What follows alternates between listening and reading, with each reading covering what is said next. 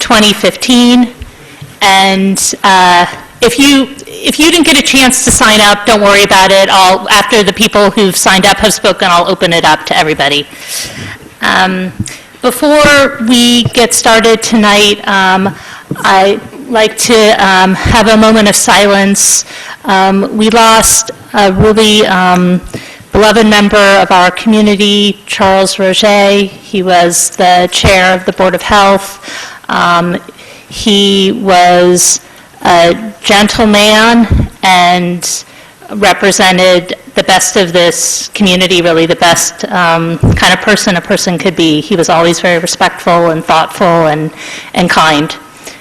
So please join me for a moment of silence.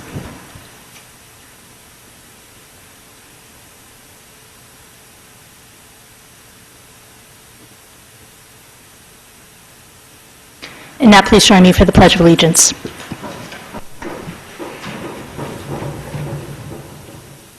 Pledge allegiance to the flag of the United States of America and to the republic for which it stands, one nation, under God, indivisible, with liberty and justice for all.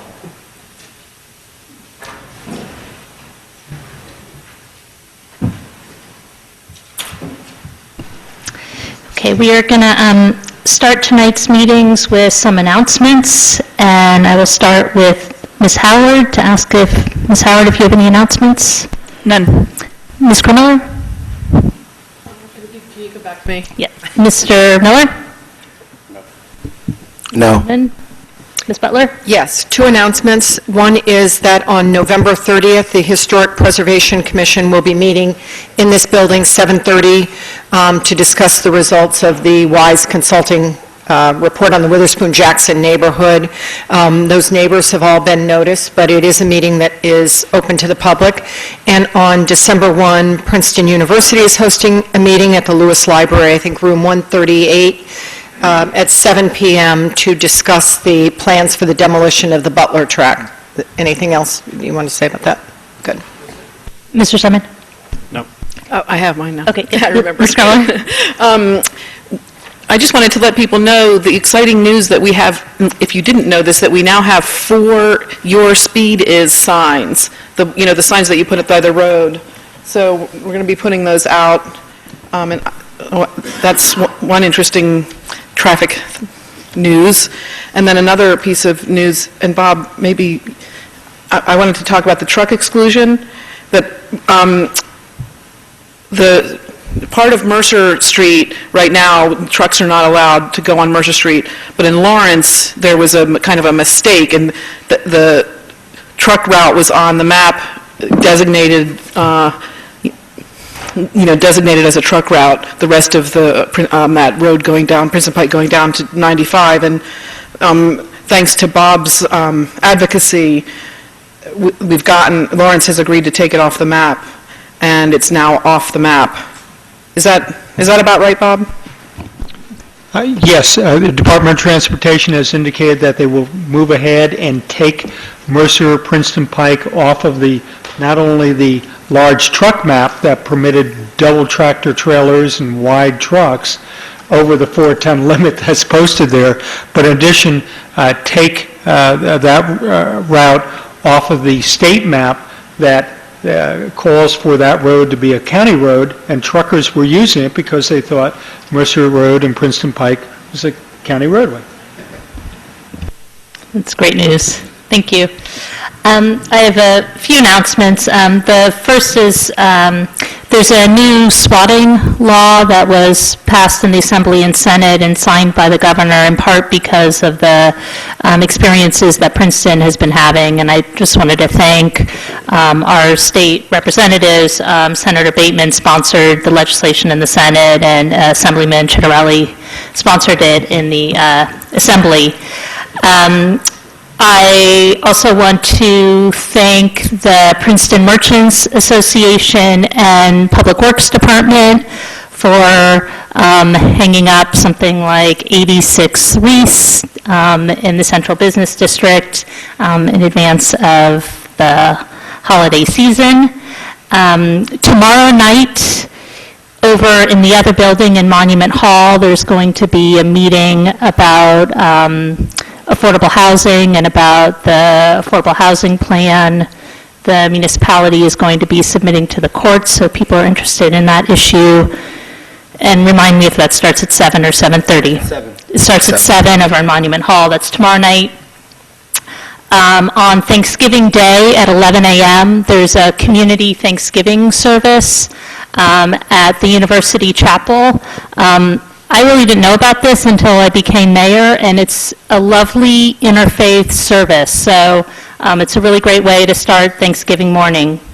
So I encourage everybody to come, and it's great representation from a lot of the different churches and synagogues in the area. And that's, again, 11 a.m. Thanksgiving Day at the University Chapel. The next day, on Friday, Palmer Square is going to be lighting the tree at 5 p.m. On Saturday, it's Small Business Saturday, so if you want to do some shopping, I encourage you to do it in town. And then finally, on December 5th, the tree is going to be lit at the Princeton Shopping Center. So it's hard to believe we're at the holiday shopping season already and everything else, but, and also I want to wish everybody a happy Thanksgiving. Are there any announcements from staff? Nope, okay. Then we'll move on to the minutes. We have two sets of minutes on the agenda for tonight. The first one is from an old set of minutes from September 8th, 2014. Ms. Butler? I'd like to ask a question about this, like how it came to be that we're correcting minutes from over a year ago. That was because of me. So I was looking up the resolution. This was a meeting when we had established the Affordable Housing Task Force, and I was looking for the resolution and then noticed that the vote didn't quite make sense, and it was because we had voted twice. There was an initial vote to table the resolution, which failed, and then there was a vote actually on the resolution, and only the tabling vote made it into the minutes. So it was important for both votes to be there. So that's the history of it. Fair enough. I guess I would just say that in the future, it would be nice to get a little note as to why we're doing this, and it would also be nice to see just the whole set of minutes. It would add to our convenience in trying to look at this stuff. Yeah, I also wanted to comment on these minutes. I had asked that additional information be added to them to make them more clear, because it looks like the vote was on tabling the Affordable Housing Task Force. Anybody reading that now is going to think that's the Affordable Housing Task Force we ended up with. And that's not what it was. It was an Affordable Housing Task Force to consider only 2 properties. That's not at all clear from the minutes as they're written. I also had asked that the members of the public who spoke at least be named in the minutes, as we've been doing pretty much continuously. Neither of those changes were made, and in fact, you sent an email back indicating that our current policy is to do summary action-oriented minutes and essentially dismiss the changes. So I'm simply going to vote against the minutes. I don't think they're transparent enough. Okay. So I know we've had a lot of back and forths about the minutes, so we were going to put this on the agenda for the next meeting to have a discussion about what the policy was, what we meant by action-oriented minutes, and if there's going to be a lot of discussion tonight, I might recommend that we just wait and have the discussion and then do the minutes after that. It's just the cost of that is that we're going to get perhaps a little behind in our minutes, but I leave it up to council what people want to do, if we want to wait to have the discussion. But we have a full agenda tonight, so I'd recommend that we wait. So you're proposing tabling both sets of minutes for the time being? And just waiting till we have the discussion. I'll move that. Okay. Okay, all right. I don't even know if we have to, I don't think they've been moved even, so I think we can just hold them till the next meeting. We can hold them to the next meeting, but I agree that this just isn't that clear. I mean, even, it's not that clear, so. Okay, well, we'll hold them till the next meeting, have a larger discussion about minutes and what we Right, want the but policy. hopefully, they won't be brought back just like this. Now that some points have been made about the fact that they're not very clear, as long as we're fixing them, my recommendation is we would make them clearer. like, if you bring them back like in this form, I too will vote against them. So, that's all.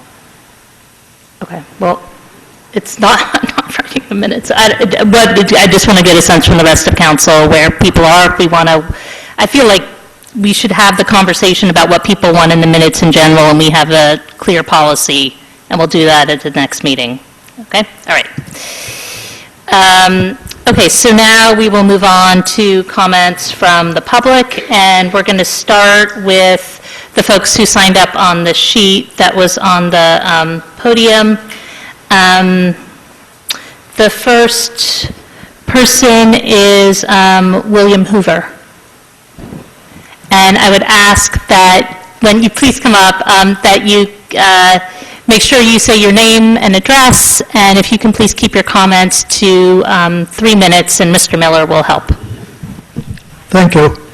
My name is William Hoover. I live at 98 Westerly Road in Princeton, and my wife and I have lived here for, I think, over 32 years. We're both retired, and unlike a lot of Princetonians who moved out of what they considered high-tax Princeton, we decided to stay here.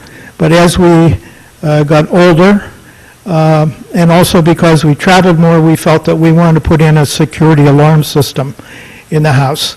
And I'd like to make a few comments on an ordinance that is going to take effect here in about 40 days that I don't think the public at large knows about. And then I'll make a suggestion on it. And that is that we installed an alarm system in our home. I think the cost was $1,100 and some dollars.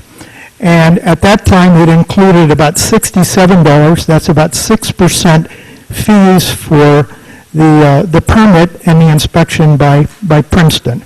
And I have no problem with that at all. But when I did a little research, when we were putting it in, to make sure that we were abiding by all the ordinances, I came across this ordinance. It's going to take effect on January the 1st, 2016, regarding burglar alarms and fire alarms within Princeton. And it basically says that everyone that has such an alarm must register it. It's going to cost you $200 to register it. And that fee will be collected with every registration every 2 years. Now, I don't mind paying taxes, but I do resent what I would consider a stealth tax or a stealth fee such as this against something that I think has been installed to protect not only me, but the public at large. I went and I had to the police here, and I had an off-the-cuff discussion with them about that. I said, am I looking at this correctly? And they said, yes, that's what it's going to cost you every 2 years. I said, maybe it's not worth it. And they said, no, we like it. We think it's good for the community at large, and also we encourage people to do it. And my comment is that I think that's a poor way of encouraging people to put in alarm systems. I understand that there are false alarms and they cost. But when I went through this ordinance, there's already a provision for that. And it's progressive. You have 1 false alarm, 2, et cetera, et cetera. It goes up to over $500. And I agree with that totally. If there is a cost to the community for false alarms, then cover it. But don't charge the people who operate their system properly. I said to the police people, I said, if I bought a gun instead of putting in the system, what would it cost me? And I said, well, you probably have to pay for a permit, but we don't charge anything to register, nor do we require you to register. So it's kind of ironic, but it's cheaper to shoot the burglar than try to catch him. My suggestion would be this. I checked around with different communities. As far as I know, Lawrenceville charges nothing. I don't think Montgomery did. And I think Princeton Borough did not either. So this is going to come as a shock to them. 2 other communities I checked with, it was $25. It wasn't $200. My suggestion would be that if you can't rectify this stealth tax or charge, you need to do a little PR and do it fast, because I think that we have hundreds, if not thousands, of homes here in the consolidated Princeton now that have security and fire alarms, and they have no idea that this is coming and required on the 1st of January. Okay. If you don't register, by the way, there is a $50 fine, which is ironic because it's cheaper not to register and pay the fine. I think this needs a little work. Okay. Thank you very much for bringing that to our attention. And I know Ms. Krummeller is a member of the Code Review Committee that has been working on a lot of these ordinances Right. that have had to be harmonized. So I don't know if you Right, had a first of all, comment. I believe that the borough did have this in place in the past. I think we hadn't enforced it in the borough. I mean, it might have been, but, and the township did, and with consolidation, it had lapsed, but it's also, the Code Review Committee did look at other towns. Montgomery is definitely one that we looked at as a model, and I believe that our fee is comparable to that. So I just want to give you, I mean, rather now getting into a discussion of why it's done and what costs it covers, I won't go into that, but I just wanted people to know right up front that it's very common in other municipalities. And I believe it was in place in the borough and the township previously. Well, I remember I was talking to Councilwoman Butler here, and for some reason, and I guess it was my ignorance, I thought it was a $200 registration fee the first time, and then the penalties for when the alarms go off, but I didn't really see myself the $200 every 2 years. Well, for one thing, we decided to save, to be more efficient, we would charge every 2 years rather than every year. And I believe that it's $50 for fire and $50 for police, but I might be wrong about that. Do you know that offhand, Nick? That's correct per year, 50 per year for each, so 200 every 2 years.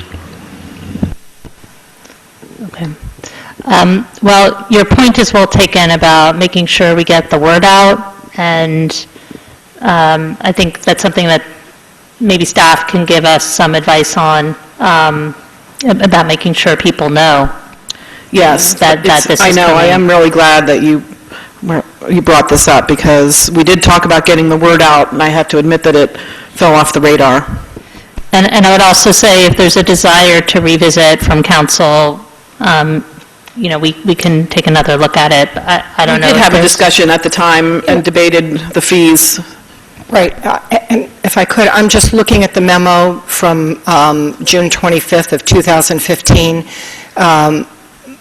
These were the rates in the township, and it says that the borough, through various sections of Chapter 14 of the Borough Code, also required registration of burglar and alarm systems, subject to the same fees as the former township. It also says it's not clear to the extent to which they were enforced. Okay. Okay, thank you. Steve Hiltner? Hi. Oh, boy. My name is Steve Hiltner. I'm 139 North Harrison Street. Good evening. Thank you for this opportunity. I'll just read this through. This is about free leaf bags that are not free. As we all know, Princeton has many needs: diverse housing, better care of open space preserves, a thriving business sector, and a reduction of our collective contribution to climate change. In addition, municipal budgets and homeowners will in coming years be bearing additional costs as the emerald ash borer begins to decimate thousands of ash trees in town. Given these existing and fast approaching needs, there is fortunately a tremendous opportunity to free up money and staff time, potentially worth hundreds of thousands of dollars a year, by making Princeton's leaf and brush collection much more efficient. To begin, we first need to do a cost analysis of how leaves and brush are currently collected so that we can figure out the most efficient way to provide this service. Without those calculations, we are essentially flying blind and have no foundation for comparing current practices to alternate approaches. As a small example of how beneficial this cost analysis can be, here's a way to free up 720 hours of staff time each year while maintaining existing services and supporting local businesses. This year, Princeton gave away 13,000 free leaf bags to residents. But those free leaf bags are not free. A staff member sits in a shed for 18 weeks each year waiting for residents to come along and take free leaf bags. I'm told that the staff do nothing else during those 720 hours. By using numbers from staff and from the town website, I calculated that the town currently spends $2 to buy and distribute every leaf bag it gives away. The same bags are available at Ace Hardware for 50 cents, a quarter of the town's cost. If the town instead pays a local business to give the bags away to residents, we'll be saving $1.50 on every leaf bag. That's $20,000 in staff time each year that can be redirected to other services. That's just one small example. There are additional ways to free up much more money in staff time currently deployed in a massive way to year-round collection of leaves, yard waste, and brush. But it all begins with a cost analysis of the current program. We don't need consultants to figure this out. There's plenty of intelligence in Princeton, inside government and out, that we can mobilize. I propose that a citizens committee work with staff to assess current expenditures associated with collection and composting of leaves and brush and recommend improvements. Much of this work has already been done, but we still need some more numbers to gain a full picture. Many other New Jersey towns are also struggling to provide leaf and brush collection while containing costs. With some analysis and creativity, Princeton has a chance to take the lead in New Jersey on this issue. Thank you. Thank you. That's an interesting suggestion, and I would have Public Works Committee take a look at it. Yeah, I Ms. think Cumberland? we did discuss it, and I think we are going to be looking at the idea of not providing bags. But one thing I also want to tell all the taxpayers is that what we were told is that it's not, that the employees were usually double tasking. I mean, in some way, in some cases, it was people who were on light duty who couldn't do something else. Would you?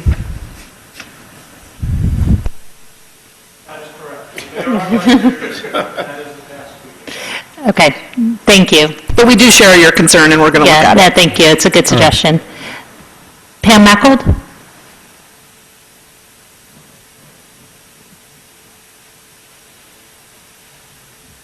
Hi, I'm Pam Mackold. I live at 713 Prospect Avenue in Princeton. I gave my report pretty much to the secretary, and for the minutes. I'm just here a little bit for the history because we're going to shortly hear the Open Space Task Force report. So I'll just be very, very brief. The history goes way back, and I'm going to start in 2009. The Princeton Environmental Commission proposed a resolution to create the position of Parks Director. From Wendy Major's very thorough and very well-researched Open Space Task Force report tonight, under needs is, quote, a Parks Director in charge of passive open space who has adequate time and support to devote to this role, just as the municipality has a Recreation Director supervising the recreation and playground facilities. Well said, Wendy. Our town arborist also has the title Open Space Manager, but neither she nor the person who preceded her could possibly fulfill this role, that dual role, as explained in the report which you'll have. However, if you gave the arborist the staff and the infrastructure, she could possibly fill this role. In 1965, I moved to Princeton with my husband and 4-month-old son. We rented a small attached house opposite Marquand Park. After about a week, when we moved in, I received a call from a new acquaintance. He explained, "You must come to a town meeting. We must defeat the proposal to run a road through Marquand Park." Over 100 people attended that meeting, and an older woman with a very aristocratic voice declared, "If you put a road through Princeton, this park, Princeton will no longer be Princeton." Everyone stood and cheered, and there was no road. Tonight, 50 years later, I am probably the same age as that woman, and I am declaring to you that if we, in a different voice, that if we do not create a parks director, Princeton will no longer be Princeton.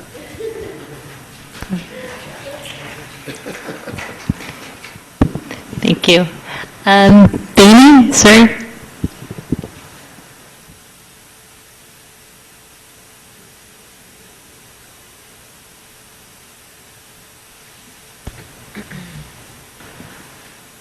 I'm just going to lower this. We can put them out. They might help to illustrate the issue that they cause. My name's Bainey Suri, and I live on 19 Chestnut Street in Princeton. And tonight I want to talk really quickly about the bag issue, but about the larger issue of climate change. So let me start with a few facts. Fact 1, 2014 was the world's hottest year on record. Fact 2, average global sea level is expected to rise 7 to 23 inches before the end of this century. Fact number 3, more than 1 million species face potential extinction as a result of disappearing habitats, changing ecosystems, and acidifying oceans. I think at this point it would be difficult to ignore the crisis that is coming our way from climate change. Every single serious scientist in the world is telling us that we need to take action. You can't ignore what is coming our way, and if you can't begin to understand that we need to start to make some changes from an intellectual standpoint, then I'll come to you tonight to try to make an emotional appeal. I'm not here just as a resident, I'm here as a mother. The decisions that you make as part of being the elected officials of the town of Princeton set the example for what other people who both come to our town and those that are growing up in this town end up believing is the right way to behave with respect to climate change. We, unfortunately, are not doing a good enough job when it comes to tackling some of the issues. And while not all of them are issues that we can undertake or solve, there are many that we can address. On Friday, November the 20th, Longport, New Jersey became the first town in the state of New Jersey to pass an ordinance requiring a fee on single-use plastic bags. I commend the town of Longport, New Jersey, and the council, the residents of that town, and Sustainable Margate, which helped to lead the charge in addition to Surfriders Foundation.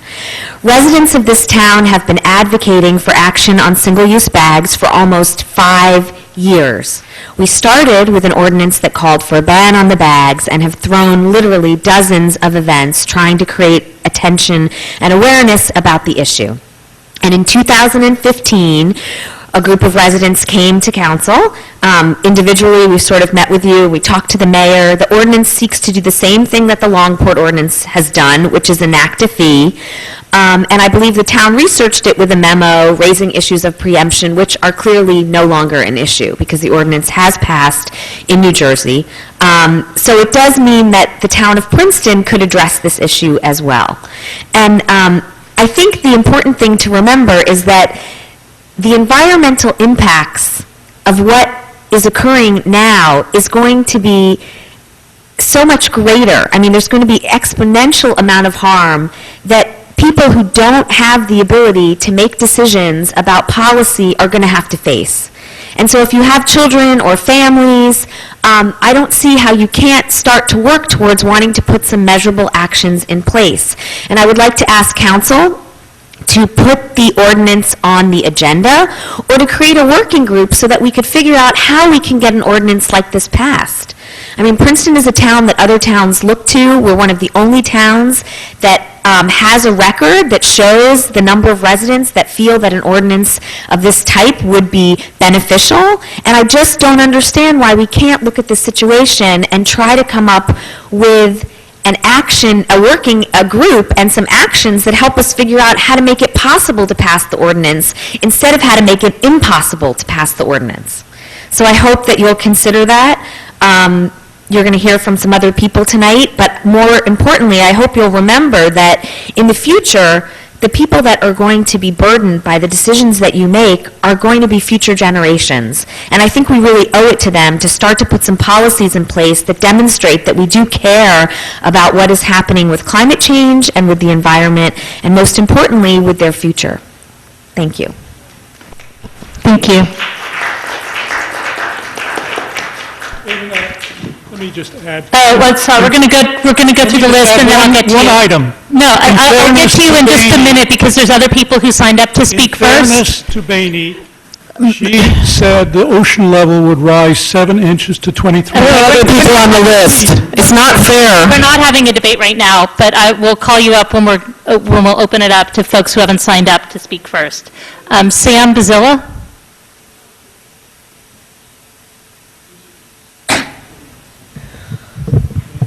My name is Sam Bazilla. I'm a resident of 39 Ross Stevenson Circle in this town, and I'm a 9th grader at Princeton High School. And I'm here to talk about the same issue that she was, and I just want to frame this for you, that when you decide about issues on the environment, you're not deciding for you, or for your spouses, or for your friends. You're deciding for me, and you're deciding for my friends and my siblings. You are making decisions now that are going to affect the New Jersey that I have in 50 years and that my children or my grandchildren have. And it's been shown that plastic bags, single-use plastic bags, have a terrible, terrible effect on the environment. And they will have a terrible, terrible effect on New Jersey, on the Jersey Shore, where we all love to vacation, on our open spaces, and our streams, and our waterways. They're going to destroy them. And I think that by not at least putting this on the agenda in order to at least have a civilized discussion about this issue, because I think that everyone in this room cares about the future of Princeton. I mean, that's why you guys got elected, because you care about Princeton and our wonderful town. And I think that we need to have a discussion about this. And the reason that you're here and that we're here is so that we can have that. And the best way for that to happen, to hear from the business people, to hear from environmental activists, to hear from residents, is to put this on the agenda. Because, I mean, in the end, history has its eyes on you people. Because it's now that is the time that we can act. We can't, 50 years from now, we can't be like, oh, oops, probably should have done something then. Oh, can't really swim in the ocean. Not great stuff. So I just want to remind you all, and in the job that you're doing, that you're impacting me. This is really decisions that you're making for me, and I just really want you to keep that in mind, because for the most part, people in my generation aren't getting up and talking about this, but this is what's going to impact us. So it's been proven that this is going to impact the environment, it's going to impact our future. So I just want you to take that into consideration when you discuss just even putting this on the agenda. You're not approving it. You're just saying the environment matters. We need to at least talk about doing this. Thank you. Thank you.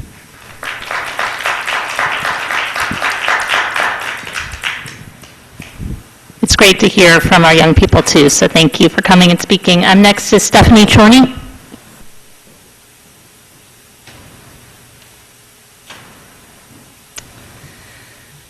Hi, Stephanie Chorney, 11 Ray Street. I'm going to kind of just summarize very briefly what my fellow residents have said today, and I wish I was a young person now, but unfortunately I've moved into a different category.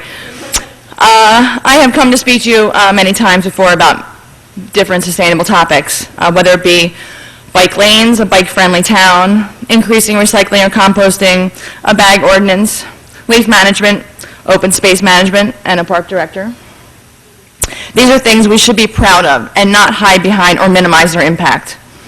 What we do in our town does affect and does impact the greater community and climate change, both environmentally and financially. I would encourage our council to consider this strongly when hearing about all these above-mentioned sustainable activities and when deciding whether our town moves forward on these actions. These are all very important and deserve our collective attention in this year. Thank you. Thank you. Okay, now I'll open it up to anybody who hasn't already signed up on the sheet. Can you pass that down to Linda?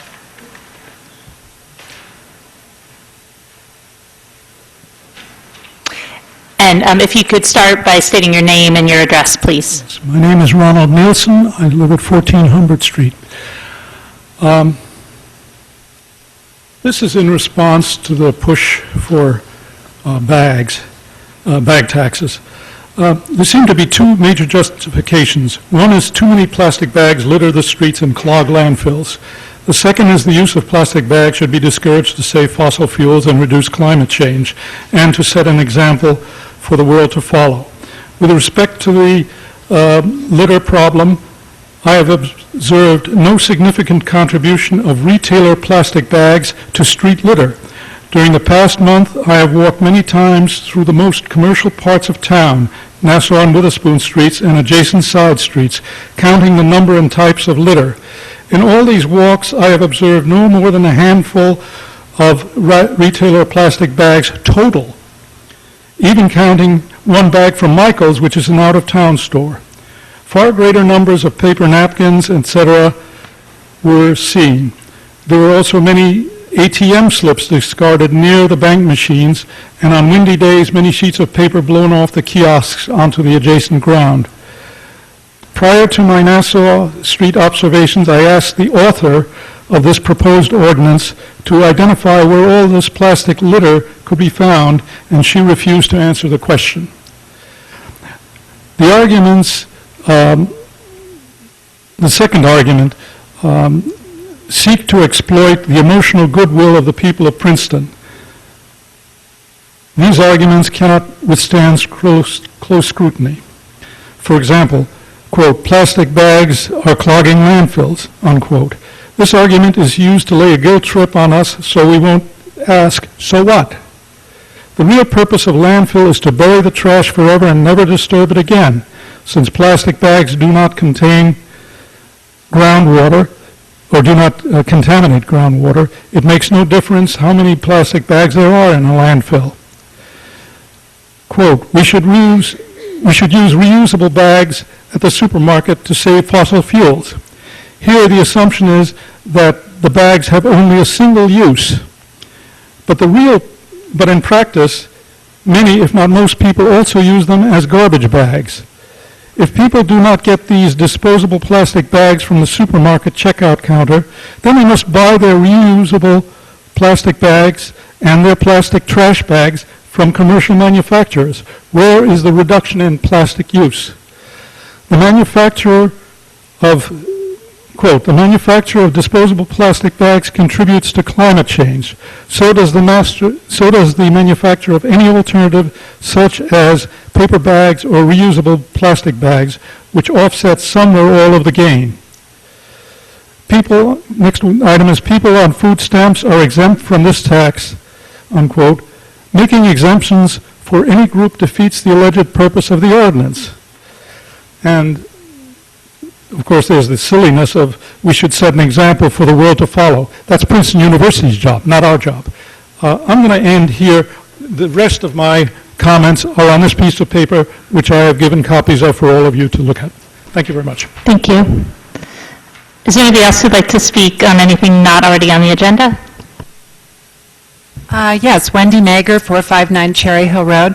In terms of things that are coming up in the next few days, I just wanted to mention that on Thanksgiving and the day after, Friends of Princeton Open Space have partnered with REI, the sports equipment manufacturer, which is encouraging people, instead of shopping on Thanksgiving or so-called Black Friday, to go outside and take a walk. And one of the designated locations to do that is Mountain Lakes Preserve. So I hope folks will come out and take a walk and take a photograph and submit it to fopos.org, and there will be a gift certificate for the best photograph. The second thing I want to say is I want to support those who spoke in favor of having a working group on the plastic bag issue. I respect my fellow citizens' comments. My observations of the degree of plastic bag litter do not coincide with his. I see a handful of them in the McCaffrey's parking lot every time I go there. So that's it. Thank you. Thank you. Is there anybody else who'd like to speak on anything not already on the agenda? While we're on the subject of plastic bags, just in case anybody doesn't know already, there is a recycling program going on right now that was put on in cooperation with Sustainable Princeton and the Princeton Merchants Association. And I don't know if these are props or if you're looking for a place for them, but there is a recycling container out in the hallway, and we try to have it on full display so people can see it when they come into the municipal building. And one advantage of the recycling program is it's not just the shopping bags. So, I think many of us who are sensitive to this issue, and I certainly include myself among those people, even if you're bringing your reusable shopping bag to go shopping, what you end up putting in there is a lot of plastic. And the great thing about this recycling program is that you can put all sorts of plastic in there. So not just your shopping bags, but also the bag that your bread comes in, or that you're using for your fruit, or for your dry cleaning, whatever. So that's a really great resource that I want to make sure people know about. And it certainly doesn't preclude another working group to look at this issue too. So thank you for keeping the item on our agenda. Mayor, if I could just add to that, that program is also a bring your own bag program. And after kind of a bumpy start where it seemed that people might not be trained at the local stores, I've started to notice that I am being asked, do I want to use my own bags? And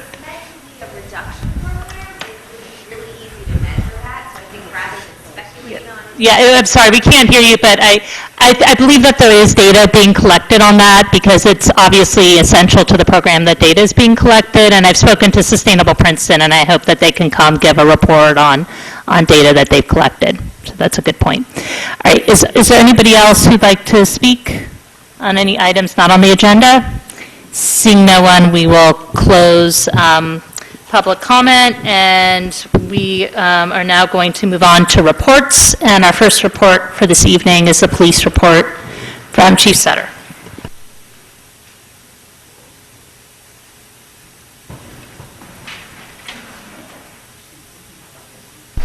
Thank you, Mayor. Before I take questions on the report itself, I just wanted to highlight a couple things with regard to our Safe Neighborhoods Unit. On page 2 of the report, you can see the robust work that they're doing.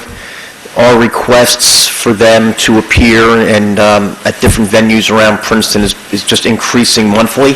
So I just wanted to publicly recognize our 3 officers in there that are just doing an outstanding job. I also forgot to mention in September that they were awarded the Governor's Council Municipal Alliance Volunteer of the Year Award.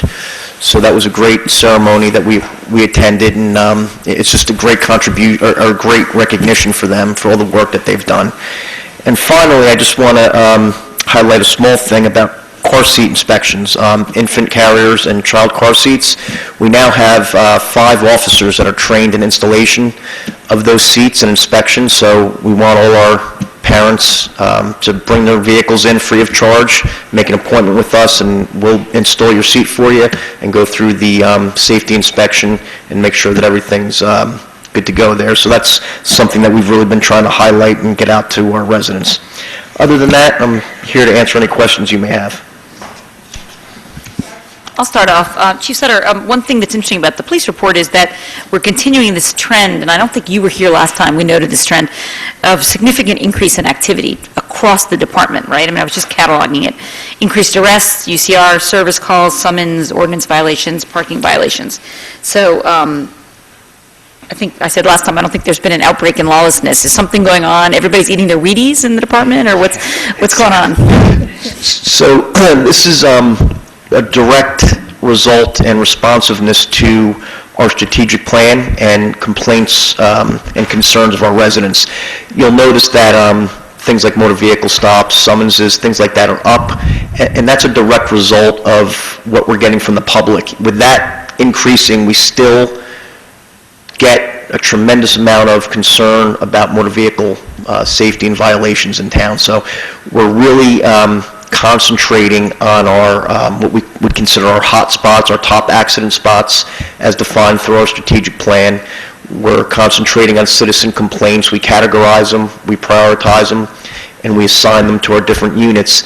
And that obviously is going to result in enforcement and education, which education through motor vehicle stops, through our officers having encounters with violators. But as I said, though our performance indicators, if you will, are increasing, our complaints are still very high. So it's a direct response to the complaints, but I'll be interested to see going forward how we directly affect, one, accident sites and reduce accidents, and two, hopefully a decrease in complaints or concerns on our streets where we're getting most of our complaints from. Jenny's shaking her head because I know this is a big issue with the Traffic and Transportation Committee, right? It's certainly something you've heard a lot about. So I think we'll be interested to see that data. Will we see that in the annual report, probably, is when we'll see the impact? And Yes, you'll see, what I plan on putting in this year's annual report, in addition to just our regular data, is identifying publicly some of our most concerning areas, high accident areas, high violation areas, getting some type of public education out in that respect. And then in next year, hopefully at the end of next year, 2016, we will be able to show a tangible reduction in both complaints and accidents. So that's the plan right now.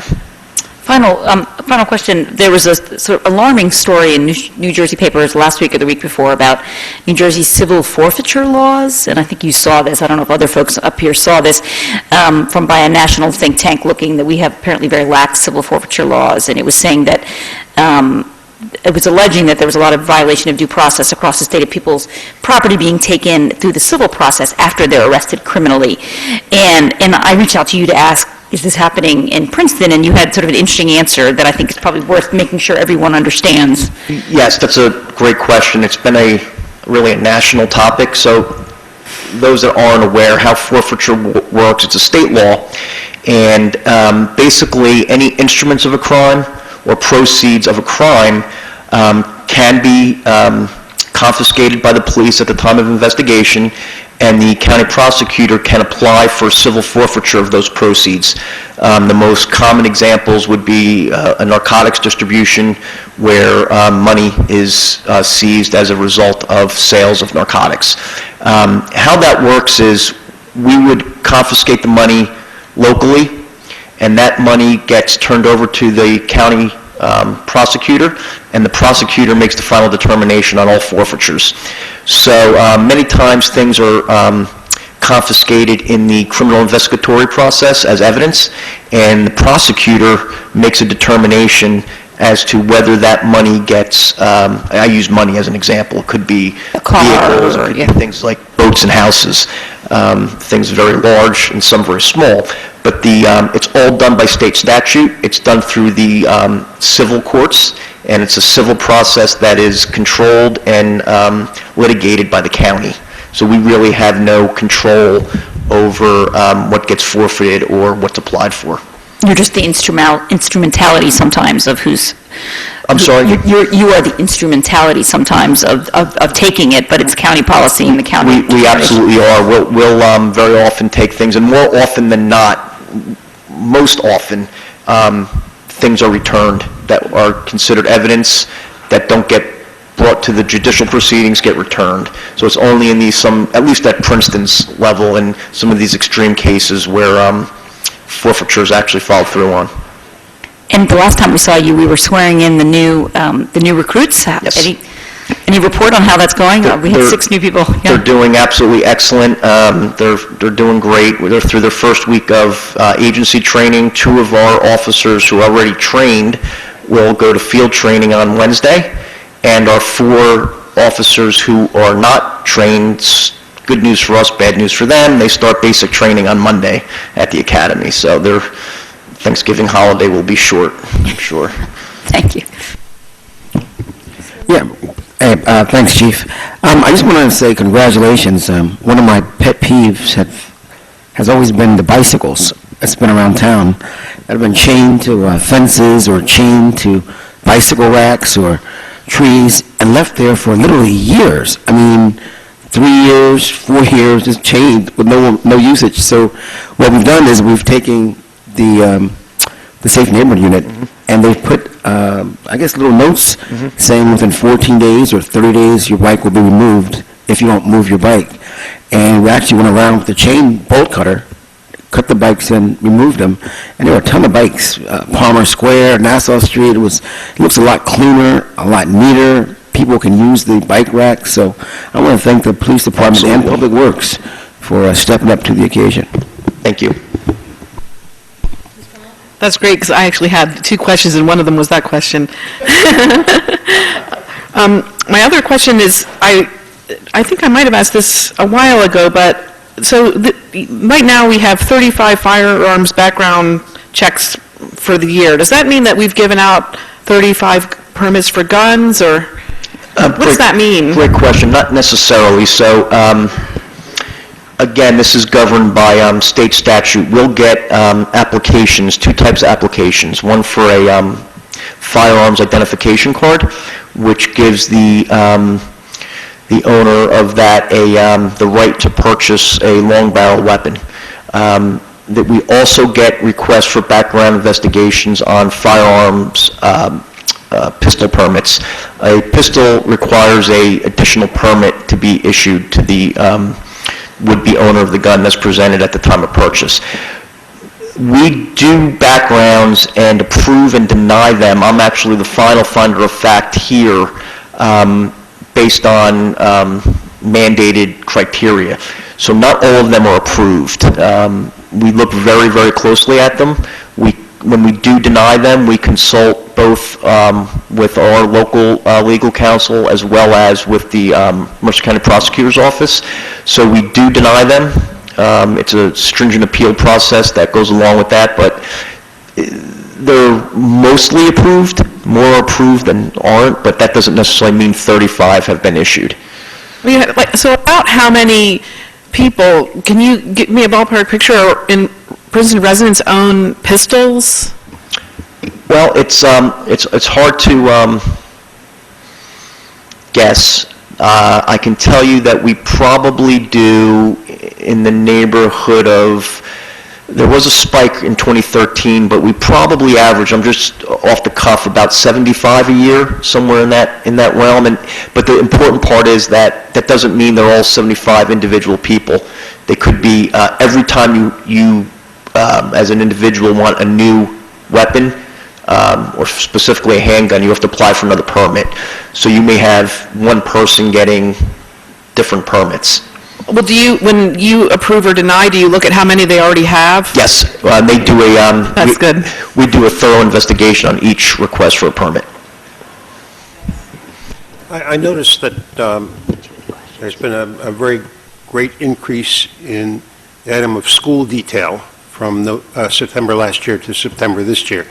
What's school detail, and what's the increase attributable to? So we started in 2014, I believe, latter 2014, early 2015, what we call our school initiative, and I'm very pleased with this. It's one of my favorite programs, if you would want to call it a program, that we initiated. We have an officer every day at a number of schools, and we rotate the schools to hit every single school in Princeton at least once or twice a week, possibly more. And we have the officer assigned to the school, basically giving some custom service to that school. Sometimes it's help with traffic that they want. Sometimes it's just us being there, interacting with the children and the parents and the faculty. Sometimes they have other things that they would like of us while we're there. So it develops a relationship between the officer and the school, between the officers and the children, faculty, parents. And, I just wanted to say, probably when this started, the calls I would get are, why was there an officer at our school? What was the problem? And that kind of made me sad. I didn't want that relationship. I didn't want our children and parents to be scared when an officer was maybe on campus. I wanted it to be more of a comforting, low-key interaction. And that's kind of what it's become now. Now you get a call, why isn't there an officer at my school today? So to me, that's the calls I like to get, and then I call the sergeant and find out why there wasn't an officer at that school. But I think it's been a great success. I get a lot of positive feedback from it, and that was born from our lieutenants that came up with the initiative, obviously in conjunction with some of the threats that we were experiencing, and it's just really worked well. So this is an officer in uniform, not plain clothes. This is an officer, in uniform in a marked patrol car, and usually parked right out front of the school or in close proximity to the school. Sounds like a great program. Thank you. Ms. Butler? Yes, I have a question on the clarification on the gender and ethnicity report. It says motor vehicle stops. Does that mean they've been issued a ticket? These are just the people, these are stops? Yes, it's any vehicle that is stopped for any reason. So it could be anything from a, person stopped for a violation that's issued a summons, person stopped for a violation that's issued a warning, a person stopped for other suspicion of criminal activity, and that also encompasses traffic issues like disabled vehicles, cars broken down on the roadway. Anytime our officers initiate an action on a motorist. How difficult would it be to get the information on the summonses that are issued in the same format?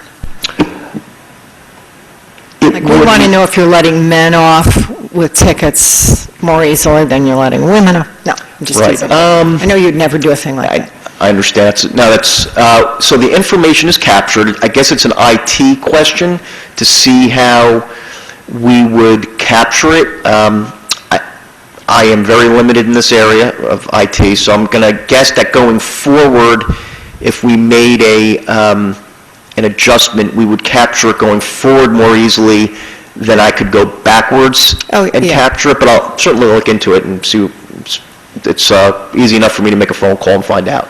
Okay, thank you. And I also want to say, one thing that we're working on, what we're going to try to work on is, you probably looked where it says on the report, they call unattended deaths.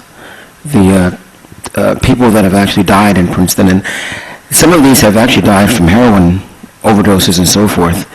And that's an area that Corner House and a few other agencies will be working on trying to get more information out, because it's something that you don't hear of. It's kind of private with families and so forth, but it's actually growing within the town of Princeton. So I'm glad you brought that up, Mr. Liverman. It's a very, very important topic to us. We're doing a lot of work with Corner House and other state and county offices to more from an educational component, but and that's probably the best way for us to approach it and partner.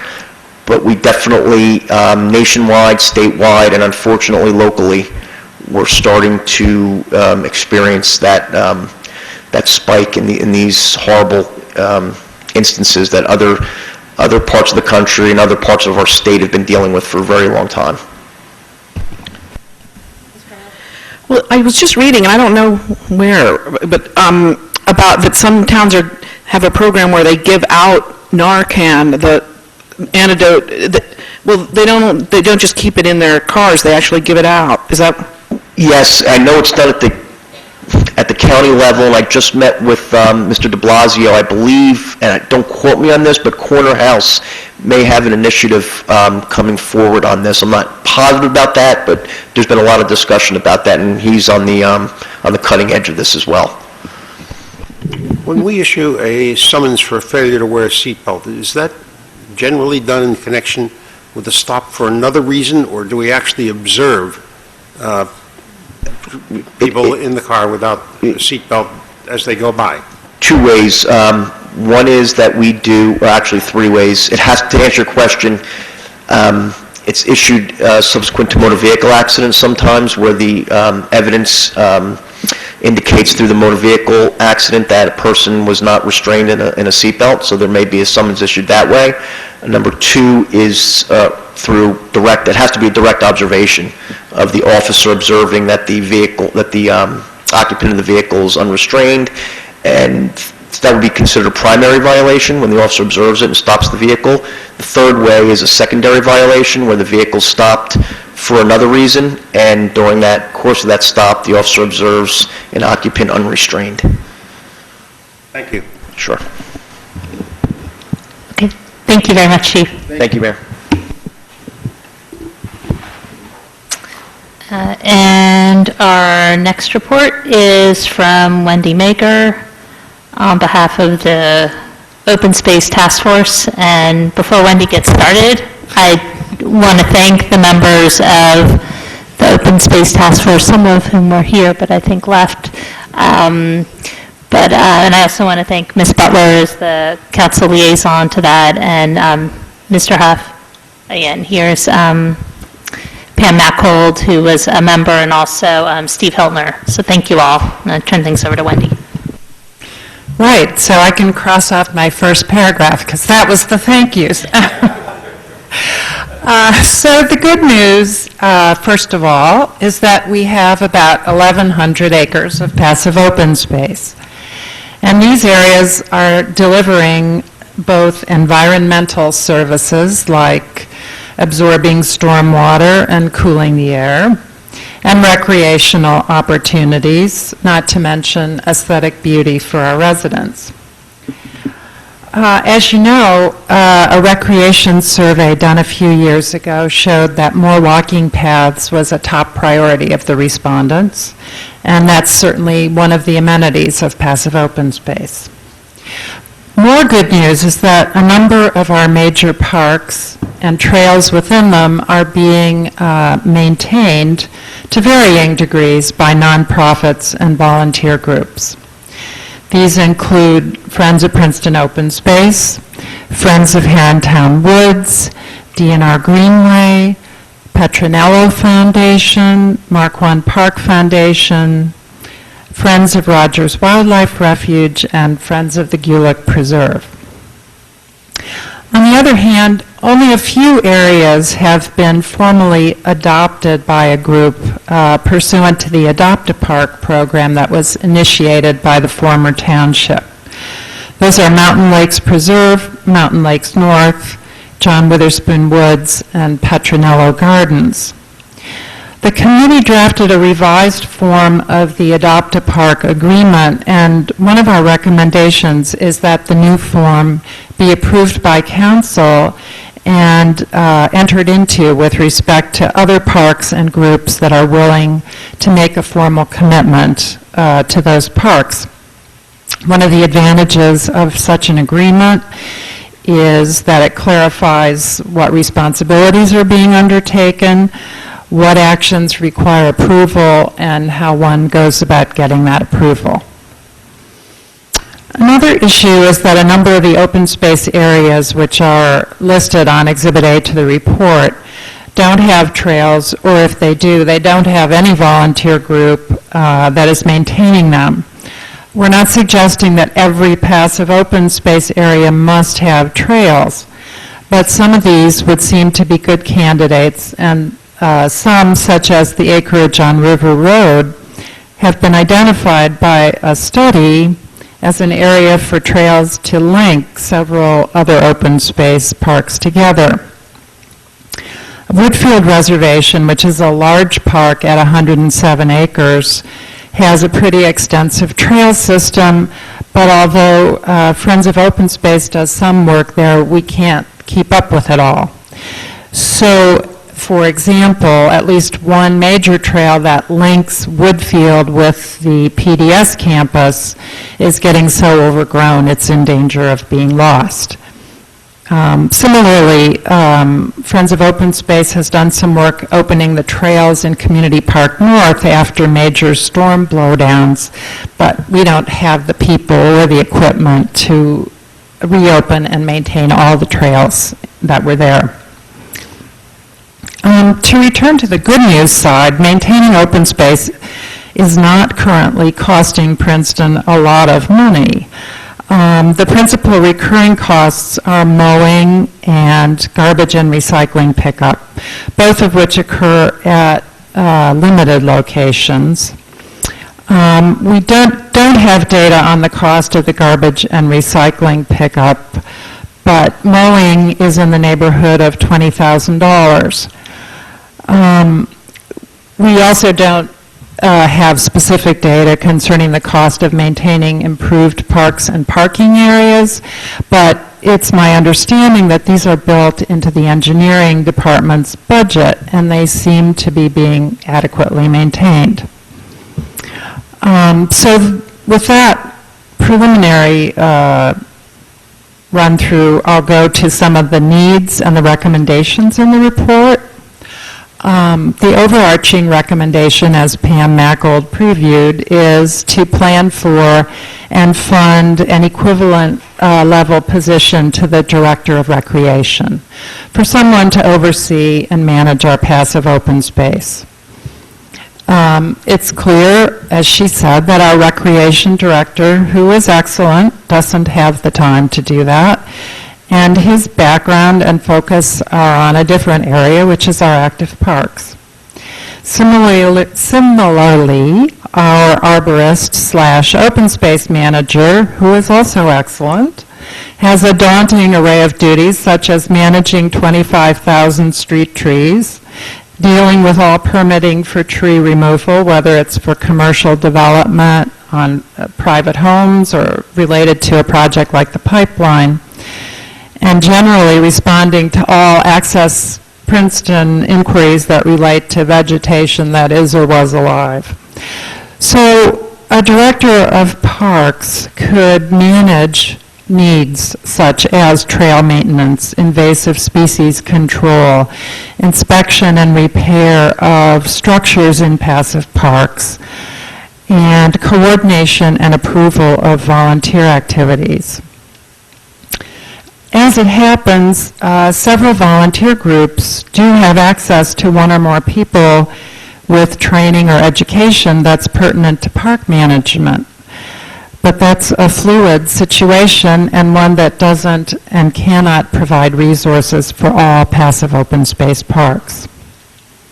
A director of parks could also function as an informed and effective advocate for the needs of our passive open spaces based on thorough and comprehensive and continuing review of those needs, rather than the present system, which is to a significant extent based on the squeaky wheel principle. Without going through all of the specific needs mentioned in the report, I want to highlight that assistant with trails maintenance and management of invasive species are at the top of the list. And Bob Huff, our Director of Infrastructure and Operations, suggested that the town could hire a couple of seasonal labor crews with some landscape management experience to work on that trail management aspect. And we would like to see that idea implemented, and to start with areas like Woodfield that are currently very needy in the maintenance department. And the trails maintenance could be coupled with invasive species removal adjacent to the trails. So we could evaluate the success of that regime or that proposed regime after the initial season and then report back to you and fine-tune it. We also would like to see the municipality take steps to better inform people about the fact that Lorraine Konopka is not only our arborist, but her title includes open space manager, and to encourage folks to bring issues related to passive open space to her attention, even if she may not have time to immediately address them. The municipal website currently does not do a very good job of that. And I think it would also be great if the website could publicize the existence and activities of volunteer groups and park adopters who are currently providing open space maintenance services so that others could find that information there and might join in. Finally, I want to say a word about the open space tax. Exhibits D and E to the report provide information about the current revenues and balances in the open space tax fund and how it's being used. These documents weren't really easy for the committee to understand, and I think they would be fairly opaque to the average citizen. But they do suggest that a substantial portion, almost half of annual open space tax revenue, is being devoted to salary and benefits for workers who are either maintaining active parks or are doing work related to leaf and brush pickup and street trees. I've been told unofficially that the only portion of a given employee's salary and benefits, that only that portion of a given person's salary and benefits that relates to maintaining open space, including active parks, is charged to the open space tax fund. But it's not possible to evaluate that from the budget detail provided to us, and I think that process should be more transparent for a dedicated fund like the open space tax. In addition, we're recommending that the high level of open space tax funds apparently being used for purposes relating to street trees should be shifted towards maintenance of our passive open space areas. In conclusion, we're glad that the issue of how our passive open space areas are maintained is being examined, and that you're considering what additional resources are needed, and we look forward to working with you to optimize that process. And if you have any questions, I'll try to answer them. Okay, thanks, Wendy. I just want to turn things over to Mark, because I know staff has met and also done a review of this, and if we can just hear from Mark first, and then we'll bring it back up to council if there's any questions. First, I'd like to do is to thank the committee for all their work done. It's an outstanding report concerning the passive open space. And we've had a chance to sit down with staff and take a look at the recommendations. And one thing that we'd like to recommend for council to consider is we believe that we have some capacity, both within Public Works and our Recreation Department, in which we can do more in the open space. In order to accomplish that, what we would suggest the right avenue to approach this is to hire a consultant to do a plan that would provide us really a background of how we can attack the open space maintenance activities and use that as a guide for both the Recreation and the Public Works Department, really looking at a 100-foot view of that, to provide them a work plan for the year. We think that can be successful. We would suggest that council first attempt to use the capacities that we have first in order to kind of address the issue of the open space. In addition to that, staff has reviewed the plan.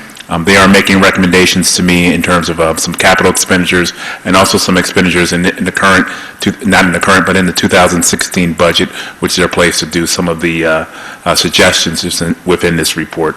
I think I would just make those recommendations as you have this discussion to consider that option. Ms. Crummell? Well, I like that suggestion. That sounds like a good plan.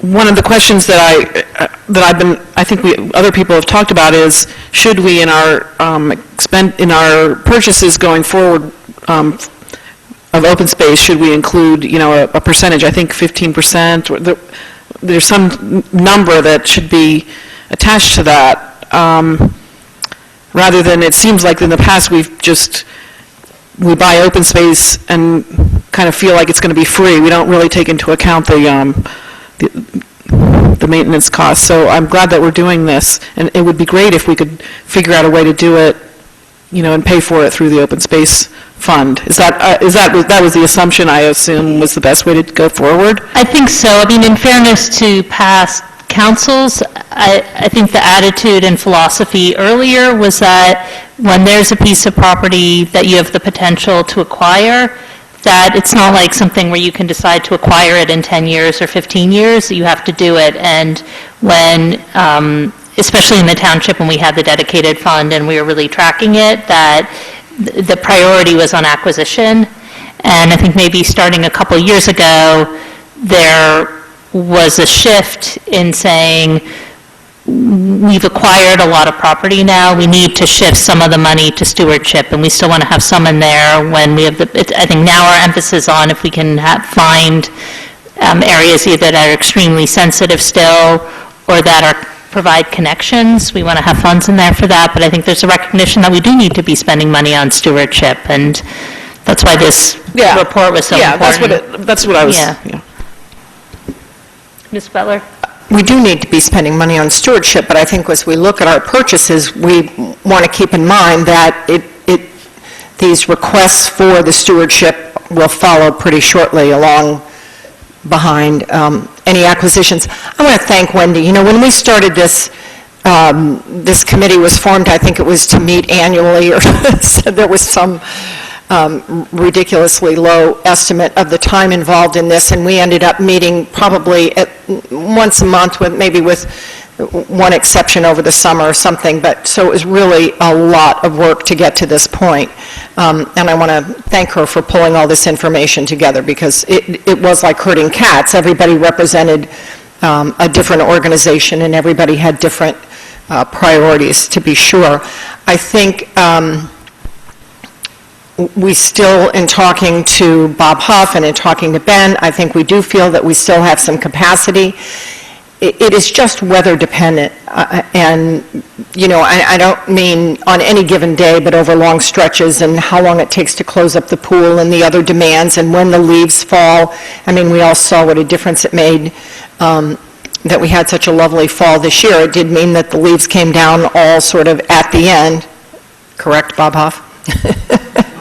Still coming down. Anyway, I don't think we've arrived at still the kind of list that we would like to have, or that I guess I'm speaking for Public Works and for Rec, so that when they do have capacity, they can peel off a couple of these projects and go work on them. And so I think your suggestion of having someone survey all there is to be done and prioritizing some of the work would be helpful. I think it's also helpful that should, I keep dreaming some benefactor will come along and want to make some kind of contribution. I think this, knowing what our needs are, well, we saw it a little bit with the Transco. If we'd had a shovel-ready project, that would have been helpful in talking to them. So, I think we've come a long way, and I think it's a good suggestion. Ms. Carnot? Yeah, I neglected to say how impressive the report is. It was really interesting to read about all of our space. One of the things I wanted to ask about is the Paul Robeson's place, Wiggin Street, at .02 acres. Where is that? It's right across from the bread company, there's a couple benches there. Oh, okay. It's by the Arts Council. Park right next to Wait, the it's on the Arts side of the Council. Arts Council? It's on the side of the Arts Council. Yeah. I think, like a lot of capital acquisitions, the glamorous part of the job is the acquisition. And the less glamorous part is maintaining what you've acquired. I think we've done an excellent job of acquiring open space with a lot of help over the past decade or two. But I think the time is with us now, when we need to start paying more attention to the maintenance of what we have. And I think your report points us in that direction. It's an excellent report, and I thank you.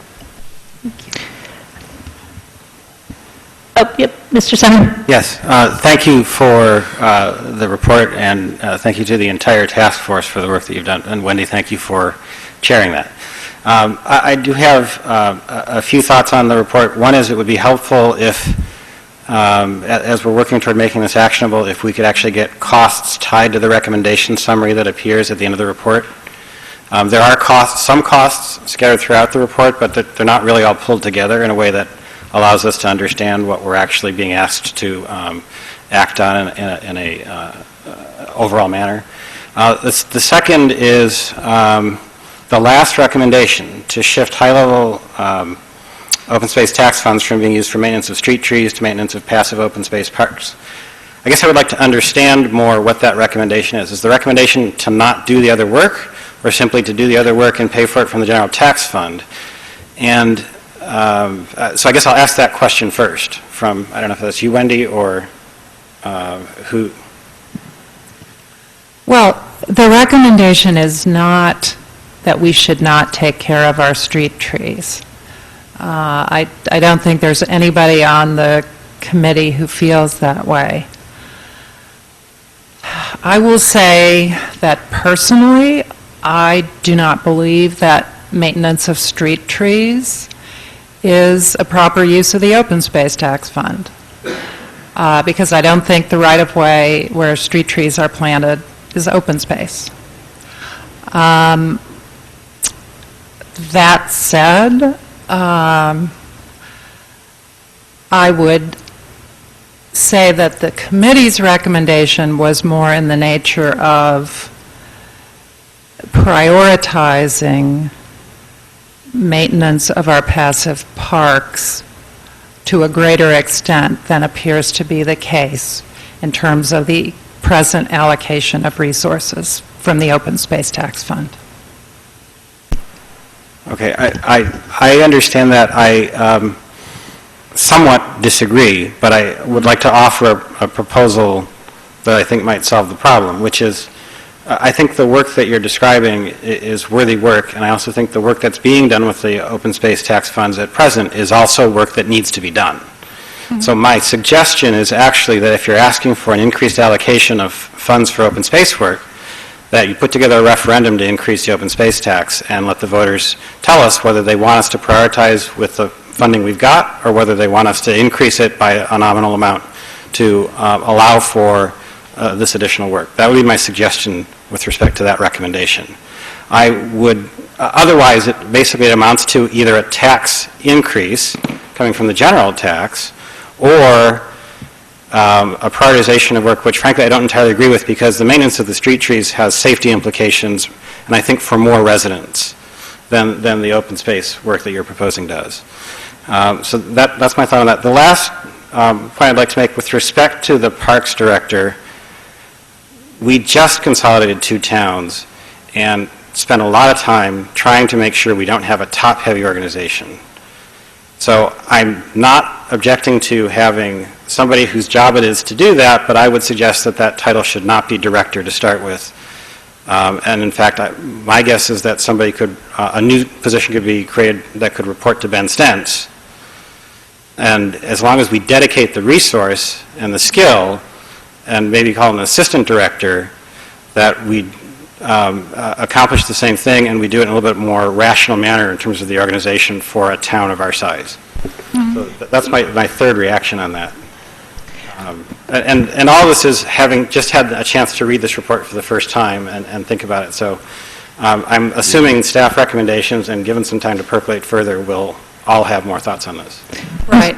I just wanted to say, I was assuming from, I think, your first comment, because you did look at Mark as well as at me, that, you know, in terms of putting price tags on some of the recommendations, obviously that would have to be a collaborative exercise, because we couldn't do that by ourselves. The other comment I wanted to make is that I do not seriously question that, there are probably times when there is capacity, as Mark suggested, in with our existing rec and Department of Public Works staff, to do some of the things the committee would like to see done. And in fact, Public Works has been great, as has the engineering staff, in helping us out when specific things come up. But the consultant that is proposed to be hired would be doing the sorts of things that we would envision a permanent employee would do on a regular basis, which is, collaborate with the other staff to make the best use of all available resources. I just want to Ms. say, Lerman? I just want to say thank you so much for the report. As usual, Wendy, it was a great report. And I think that after we have the consultant take a look at where we are, I think that we can make better decisions, the direction to go. So I would wait to hear from the information, the feedback that we'll receive back. But I thank you so much. Mr. Miller? I'd just like to point out that, as we all note when the leaves come down, we are a tree city. And the trees that are in the right-of-way, the many thousands of them, contribute a great deal to the Absolutely. tree canopy in our town. Unfortunately, many of those trees are not in good shape. And the Shade Tree Commission is working very hard to identify those that are not in good shape and require removal. We're also, as Mr. Hiltner pointed out earlier this evening, faced with the emerald tree borer, which goes after ash trees, and we have many ash trees in our municipal right-of-way. And I think the Shade Tree Commission anticipates that over the next few years, we're going to be faced with the need to remove many of them as they die as a result of the emerald ash borer, because there's no known protection against the emerald ash borer at the present time. So I think what I'm trying to say is there's a competition for scarce resources, and the competition is going to go on. Either we prioritize what we do, or, as Mr. Simon has suggested, we look at the open space tax and let the residents of the town decide whether they want to put more of their resources into maintenance and acquisition of open space. I have a question on that point. I know there's a couple other people want to talk to. I was wondering if staff could look into what's allowed in terms of our shade tree fund, because I know the shade tree ordinance is being looked at again, and I know because of all the development that's going on around town that a lot of our arborist time is being spent on issuing permits for tree removal in order to make way for development. And if there are going to be permitting fees associated with that to pay for, I would imagine we should fix those so that they help to pay for the arborist time, that if part of the salary, and I think that reflects the amount of time she's spending. So if there's years where she's spending a lot of time on development project and tree permitting, that the salary would be paid from those permit fines or permit fees, and then in years where she has more time to work on open space, then it would reflect that way. I just don't know what the rules are, but I would be very interested in finding out if we have that flexibility, because I think it would just make more sense to, and more transparent and accurate to have it being paid that way. Right, I think the question might be, can we differentiate between tree removal permits for development and tree removal permits that homeowners are requesting, for some other reason? Like, right, so that we capture the developers who are building new, building new properties and making a lot of money off them, right? But the question that I wanted to go back to about what Patrick was talking about, I think I heard pretty clearly from the staff that you feel you can accomplish this with time we already have without hiring new a new person. I mean, is that the goal of this, really, with hiring a consultant, or the hope? The hope would be, we would not have to hire permanent staff. We could do a number of things. We have capacity. If we needed additional help, we could use contractors. One of the things we're just trying to be conscious of is creating additional staff within the municipality. So we wanted to look first what our capacities we currently have, and can we do this without adding additional staff? Can I speak to that just a little bit? Additional staff doesn't do a lot of good if we don't have boots on the ground to do the work that that person would be identifying. Right. So, you know, they kind of have to go together. Otherwise, it feels like we would have a person out identifying lots and lots of work, but nobody to do the work. Right. I mean, we're hoping that by having someone like a consultant identify the work or prioritize the work. I mean, it's a little bit funny. We talked about Woodfield Reservation, where the trail is growing over and we might lose the trail, but at the same time, it's sort of symptomatic that somebody's, you know, that people aren't using the trail. Where people are actively out and using the trails, the fact is they're pretty well maintained. Now, there may not be as many of them as there, you know, we may have lost a few here or there, but and to a certain extent, they are historic, I guess, and so there might be value in preserving them for that reason, but it's a little, it's a funny kind of priority. But I was also going to say, you and I spoke about the possibility of having someone be the point person on the contracts, that you thought you might have somebody on staff who could manage the friends groups, and be the point person with regard to collecting the agreements, the annual agreements. Agreement, that is correct.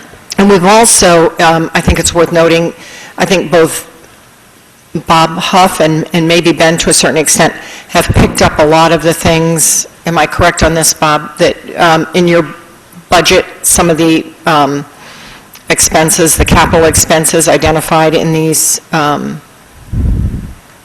over the last couple of weeks, we've been working with Mark, Ben and I, talking to him about what some of those numbers would be, estimates, and trying to figure out where they should possibly be going, operating. Kathy's not going to like to hear this, but where they are operating. Right. So some of the things that are on this report, you'll see in a couple of weeks when we start looking at the budget. And it's not next year necessarily. It's Long term. out. I mean, Mark's like, you know, this has to be more, this is not happening in January. You know, this has to be looked at, how do you do this over a period of time? All right. Thanks. I know Pam has like her hand is about to fall off, so why don't you come, make your comment, and then I think we have a plan of action too, at least for the short term, and then we have other things on our agenda. So did you want to say something, Pam? Yeah. And then.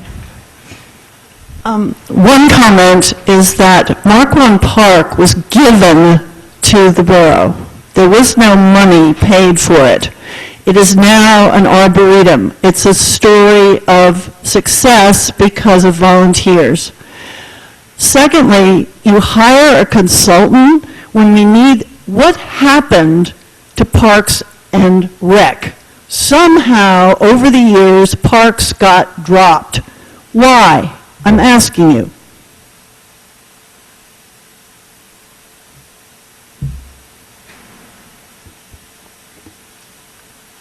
Wait, what is the question? Why Parks got Parks have not. Parks and Recreation was. If I could, actually, parks, we continue to maintain the parks. And what we're really talking about here is the passive open space. I mean, we do that on an annual basis in terms of maintaining our parks. What we're really talking about here is putting the resources together for our passive open space, ensuring that those are maintained. And my point is that unless you have somebody who represents the passive open space, like Wendy mentioned in the report, you're still going to have a soup where there are too many cooks at the soup. And Bob Kaiser and I already talked about that in regard to Marquand Park. There was no point person. Now we have one, but it's not a parks manager. And my point is that if you pass the buck around and around and around, we're not going to get the trails that you want. And the reason there's nobody in Woodfield is because we haven't had the staff to go out and educate people to use these things, these parks. And there are grants out there. We could pay for this parks person by the new grant, situation. I know in Marquand Park I have 3 grants outstanding. And I resent that if anyone calls Marquand Park an eyesore, I think that's not appropriate. So let's move on positively in a partnership. But I urge you to centralize this. Oops, thank you. Yep. I just wanted to respond to Joe that sometimes trails fall into disrepair because of a unique incident, like a big tree falls down on them, or several trees fall down on them. And the trail I'm talking about, the last time I walked it, that was the case. I don't think that particular one was the victim of disinterest, if that's what you're suggesting. The other thing is that over time, we will see inevitably a shift from the amount of the open space tax that's used for acquisition to more use for maintenance, because eventually we will have acquired the land that we want and think we need to acquire. So that's going to be sort of an organic thing that will happen. Thank you. Thank you so much. Okay. And you have what you need from council in terms of direction with the consultant proposal? Yes, we'll come back to council with that proposal. Okay, terrific, thank you. All right, I just want to take a moment to just get a show of hands for who's here for overnight parking. That's astonishing, okay. Am I in Princeton anymore? Okay, and I assume I see some architects in the back. You all are here, I assume, for ordinance number 5 for eliminating proportional increase in FAR and also revising the definition of FAR. And is there anybody here for anything else? Okay. With council's approval, then I'd like to recommend that someone amend the agenda to move ordinances 5 and 6. So moved. Second. All right. Moving them to the next item on the agenda, and we'll come back to reports, and we'll go in order after that. So we're going to, that the proposal is to amend the agenda to move ordinances number 5 and 6 to where we are now, to right after reports. And it's been moved by Ms. Howard and seconded by Mr. Liverman. All in favor? Moved by Mr. Liverman and seconded by Ms. Howard. All in favor? Aye. Aye. Any opposed? Okay, so I'd like to, I'd like to invite up Lisa Lowe. Sorry, we're moving things up. Break's over. And we'll start with the ordinance by Princeton eliminating proportional increase in FAR on undersized lots and amending the code of the Borough of Princeton, New Jersey, 1974, and the code of the Township of Princeton, New Jersey, 1968. And just in terms of process, we'll start with a presentation from staff. I don't know if there's other questions from council, and then we'll open it up for comments. Okay, thank you, and good evening. I think where we really left this 2 weeks ago was there were a number of concerns raised regarding deleting the proportional FAR and what impacts it would be. There are probably a lot of impacts, and in the 2 weeks that we had, we began to look at some of them. However, it's not an all-inclusive. We looked at 3 streets that staff identified as areas that have been seeing a lot of demolitions or a lot of reconstructions. And I'm just going to run through some numbers very briefly. I think What it shows is, at least for the smaller lots, because that seemed to be the focus, I think, 2 weeks ago, was more on the smaller lots, what was the impact. The proportional FAR does not provide a large number or a larger increase in square footage. It does provide a modest amount. We started this process with the charge, or what we thought was the charge, of looking at things that we could remove from the ordinance that sort of added to the increase in the size of the homes. I think ultimately we may end up having to look at the entire community in terms of the zoning and the, excuse me, the existing FAR and the existing neighborhood character in terms of the size of housing. That's a much more comprehensive study than we can do between now and the end of the year. And when we've done that in the past, it's also become a very emotional issue for people as they look at their house as their biggest investment. And the FAR is what is a big component of that. So with that said, let me just briefly report back to you what we found. We looked at Lytle Street. There are 25 properties on Lytle Street that front on the street anyhow. It's located in what is the former borough's R4 zone. It permits a variety of residential uses, but we focused for the most part on single-family homes. They're permitted on 6,000 square foot lots with an FAR of 0.40. The average lot size, however, on Lytle Street is about 3,200 square feet. It's 3,236. And the average home size, based on the tax assessor's records, is 1,413. So right off the bat, the lot sizes don't meet the zoning, and the homes are fairly modest. You'll see that fairly typical in the John Witherspoon neighborhood, just as an observation, that the lot sizes are often smaller than what the zone is, because the R4 zone that covers the borough covers a number of different areas within the borough.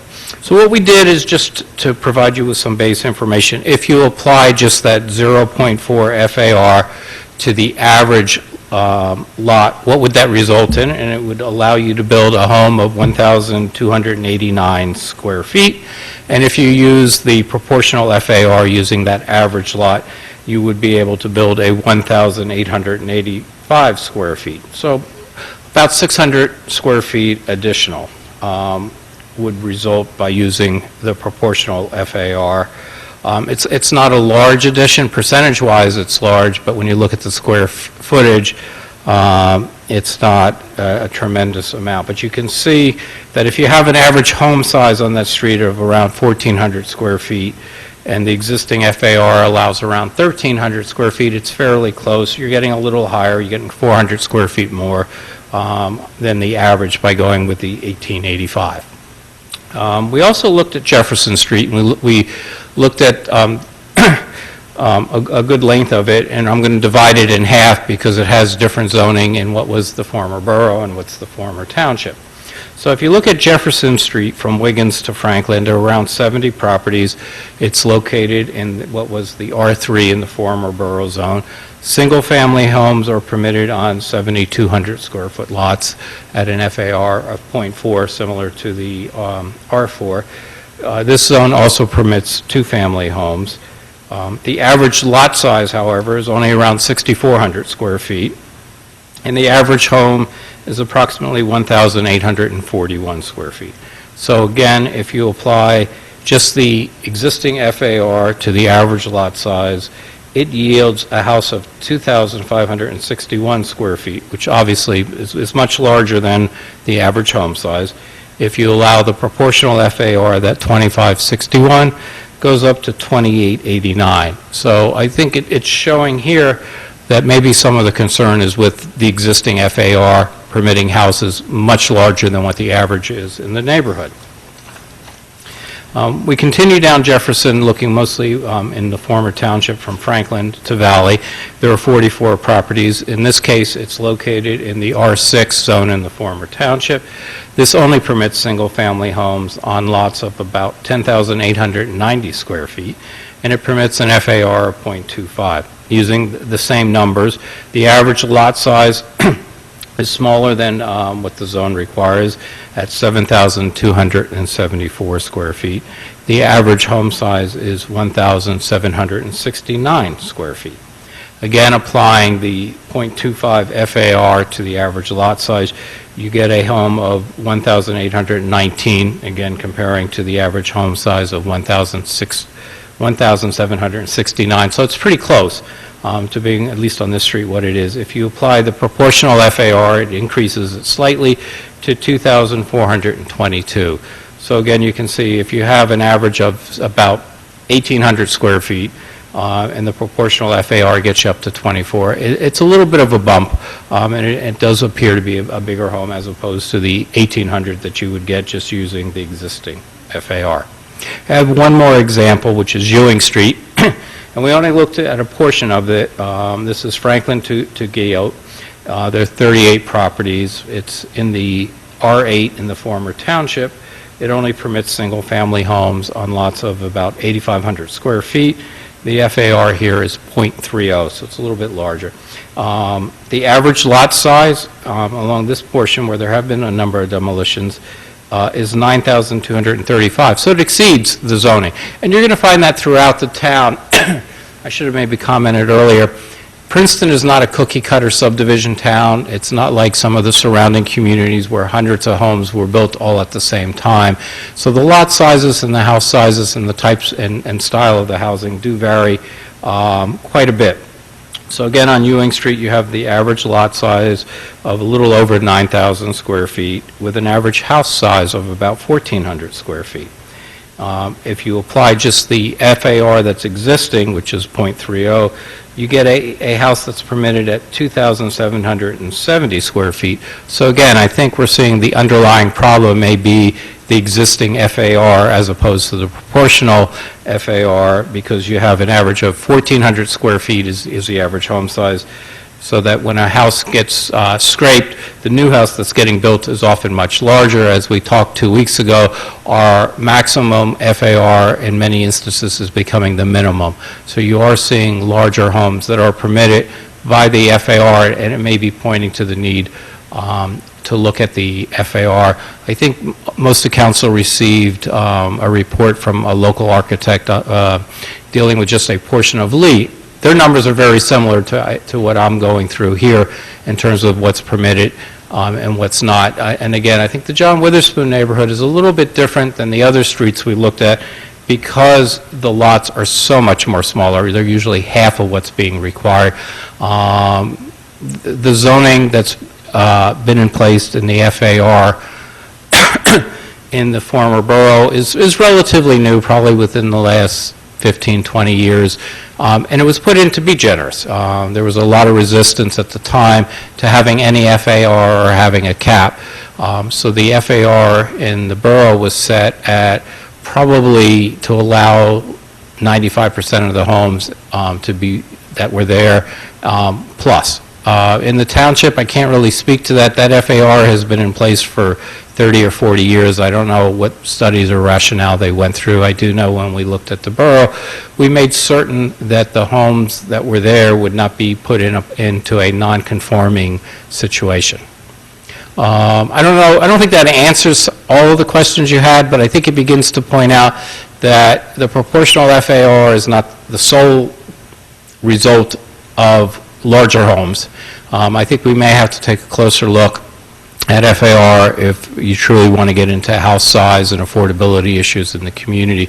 The staff saw it as a small step of eliminating one of those loopholes, which does allow a slightly larger home than what's in the neighborhood. I know I threw a lot of numbers out.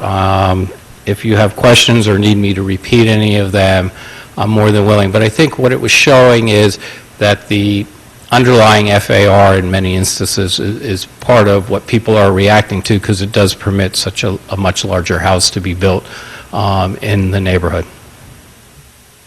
Okay, thank you. So let's start if there's any initial questions from council, and then we can open it up for public comment and bring it back to see where we want to go.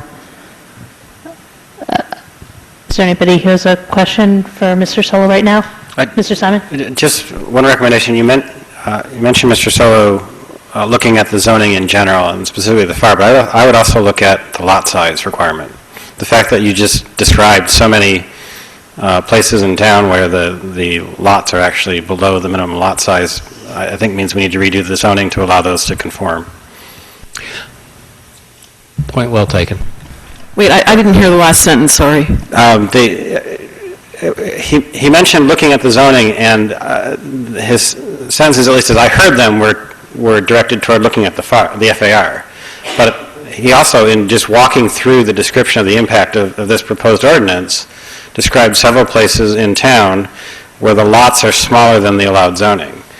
And I think we should permit those lots to continue and also consider allowing smaller lots possibly in some areas of town. Yeah, we've gone into that before, and I think it's worth revisiting. The concern is we don't really want to end up with a zone that covers a block or 2 blocks. I mean, we could, but then you're going to have literally hundreds of zones. The concern was if in the streets we talked about, most of them had lots smaller than the zoning. If you were to change that zone, the R3, where you have 6,900 and it's 72 or whatever exactly the numbers were, you have to be careful about how far down you go. Here we're just talking averages because you don't want to encourage somebody to subdivide the lot and create 2 lots or have just about enough to create 2 lots. Not so much on Right, Jefferson, but I think in the John Witherspoon section of town, there are enough lots that are larger that if you put an overall 3,000 square foot requirement, we would be seeing a lot more subdivision. So, but I think it's a point we could take a look at it as well. Earlier today, I circulated a email to members of council and to staff about my attempt to try and understand where this was leading us. And I can only understand it by going through the numbers. And the conclusion I came to is that the ordinance, as we're proposing it, leads us into a strange situation where if we have a lot that is conforming in all respects except size in a given zone, we're granted to build a house that is somewhat less than what could be built on a lot that meets the size requirements for that zone.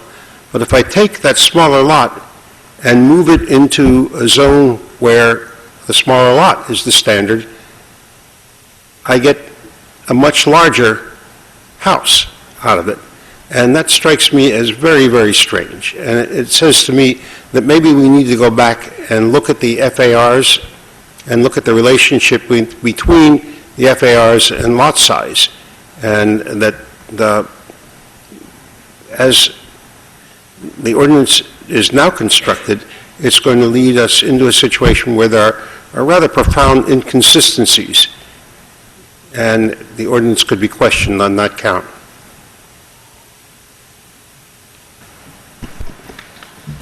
Ms. Butler? I just want to clarify, the information that you read off, Lee, that was not in, that hasn't been distributed to us, correct? No, at the last meeting, there was mention of what are some of the impacts, why are we doing it? So we took a look at a couple of streets just to say where were we seeing activity where we identified larger homes on smaller lots, because that seemed to be where the conversation was. Mr. Miller brings up another point that wasn't really discussed, I don't think, 2 weeks ago. I agree with him. We probably do need to look at that as well, because it makes no sense that in a smaller zone you could get a bigger lot. And to a large extent, I can't tell you how in the former township they came up with the FAR and what, if any, studies were done to support what the number they picked was. What the numbers I ran through focused really on what would be the impact on some of the smaller lots in the former borough. We looked at the R3 and R4, which are the 2 smallest. The next 2, the R1 and R2, are larger lots. And then in the former township, we took a look at a couple of the zones, again, that permitted on the smaller lots, because from anecdotally, what the staff was seeing and was hearing as complaints was more on the order of rebuilding of homes in those areas where there were more modest-sized lots than in the areas where there's a 4-acre requirement or a 2-acre requirement. It seemed to be more in the more densely portions of the community. Well, in the information that you delivered, did you deliver, so one thing we heard a couple of weeks ago is that the existing homes aren't built, the older homes perhaps aren't built to the maximum FAR on their allowable property, and so when somebody comes along and tears down a house and wants to build something now, and they get the bump, the proportional bump, and they do build to the max, then you get a large difference. So do we know how many old existing homes aren't built to the FAR? No, I didn't do that kind of analysis. And looking at the numbers, other than on the really small lots, and that's the John Witherspoon neighborhood, they probably aren't. I think looking at the information we had on Lytle, and just anecdotally, when you have a 3,000, 2,000, 4,000 square foot lot, that 0.4 FAR doesn't get you much in the way of house. So those probably are at the max or even exceed them from before. But as the lots get up to the 6,000 or more, I don't think, and again, it wasn't a comprehensive study, and that's why I said if we want to do that, it's going to take a lot more time and gathering a lot more data. But at the streets we were looking at, they weren't built to the maximum. I think the information that was provided to you by somebody else on Lee shows that clearly all those tiny lots, and most of those lots were probably on the range of 2,000 to 4,000 square feet, exceeded the 0.4 FAR that's permitted in that area. And I really think if you want to look at that, as Mr. Simon says, you got to look at what the lot requirement is and then set something, because obviously if you had a 3,000 square foot lot and your FAR is only allowing a 0.4, you get a 1,200 square foot home. That's fairly small by today's standards. There are a number of them. I don't have the numbers right in front of me, but I think 1,400 was the average. So obviously, they're over that FAR. That seemed to be happening more on the very small lots as opposed to the other areas when we looked at Jefferson and Ewing. That was not really the case. Okay, if council's ready, we can open it up for comment and then bring it back. So I would ask anybody who wants to comment to please line up behind the microphone. And just in the interest of time, we'll ask that if you could try to keep to the 3-minute limit, that would be great. And make sure you state your name and address before you start. Hi, Kirsten Thoft, and 45 Linden Lane. And I spoke 2 weeks ago. So 2 weeks ago, I talked about unintended consequences and smaller lots and the proportional FAR. But before tonight's meeting, I've had this curiosity about whether or not the proposed ordinances would actually affect some of the houses that I think people are concerned about. And so I just looked at 3 of them on Ewing Street. And 2 of them are new houses. One of them is a house that's for sale that I suspect is going to be a new house. And the minimum lot size, as Lee said, in that district, which is R8, is 8,500 square feet. Each of those lots are about 11,000 square feet. So they're all conforming. And the importance of that is that the proportional FAR, which is intended for small lots that are undersized for the district, don't apply to any of those. So, those houses didn't get a bump in FAR. They're just as of right. And in fact, the FAR that's permitted there is 30%, and those houses are approximately 26%. I'm getting that off of websites that have the square footage for the new houses on them. So, Kirsten, you mean the new construction? The new construction, correct, is 26%, more or less. And so the proportional FAR, that wouldn't have any impact, or removing the proportional FAR, I should say, would have no impact on the size of those houses.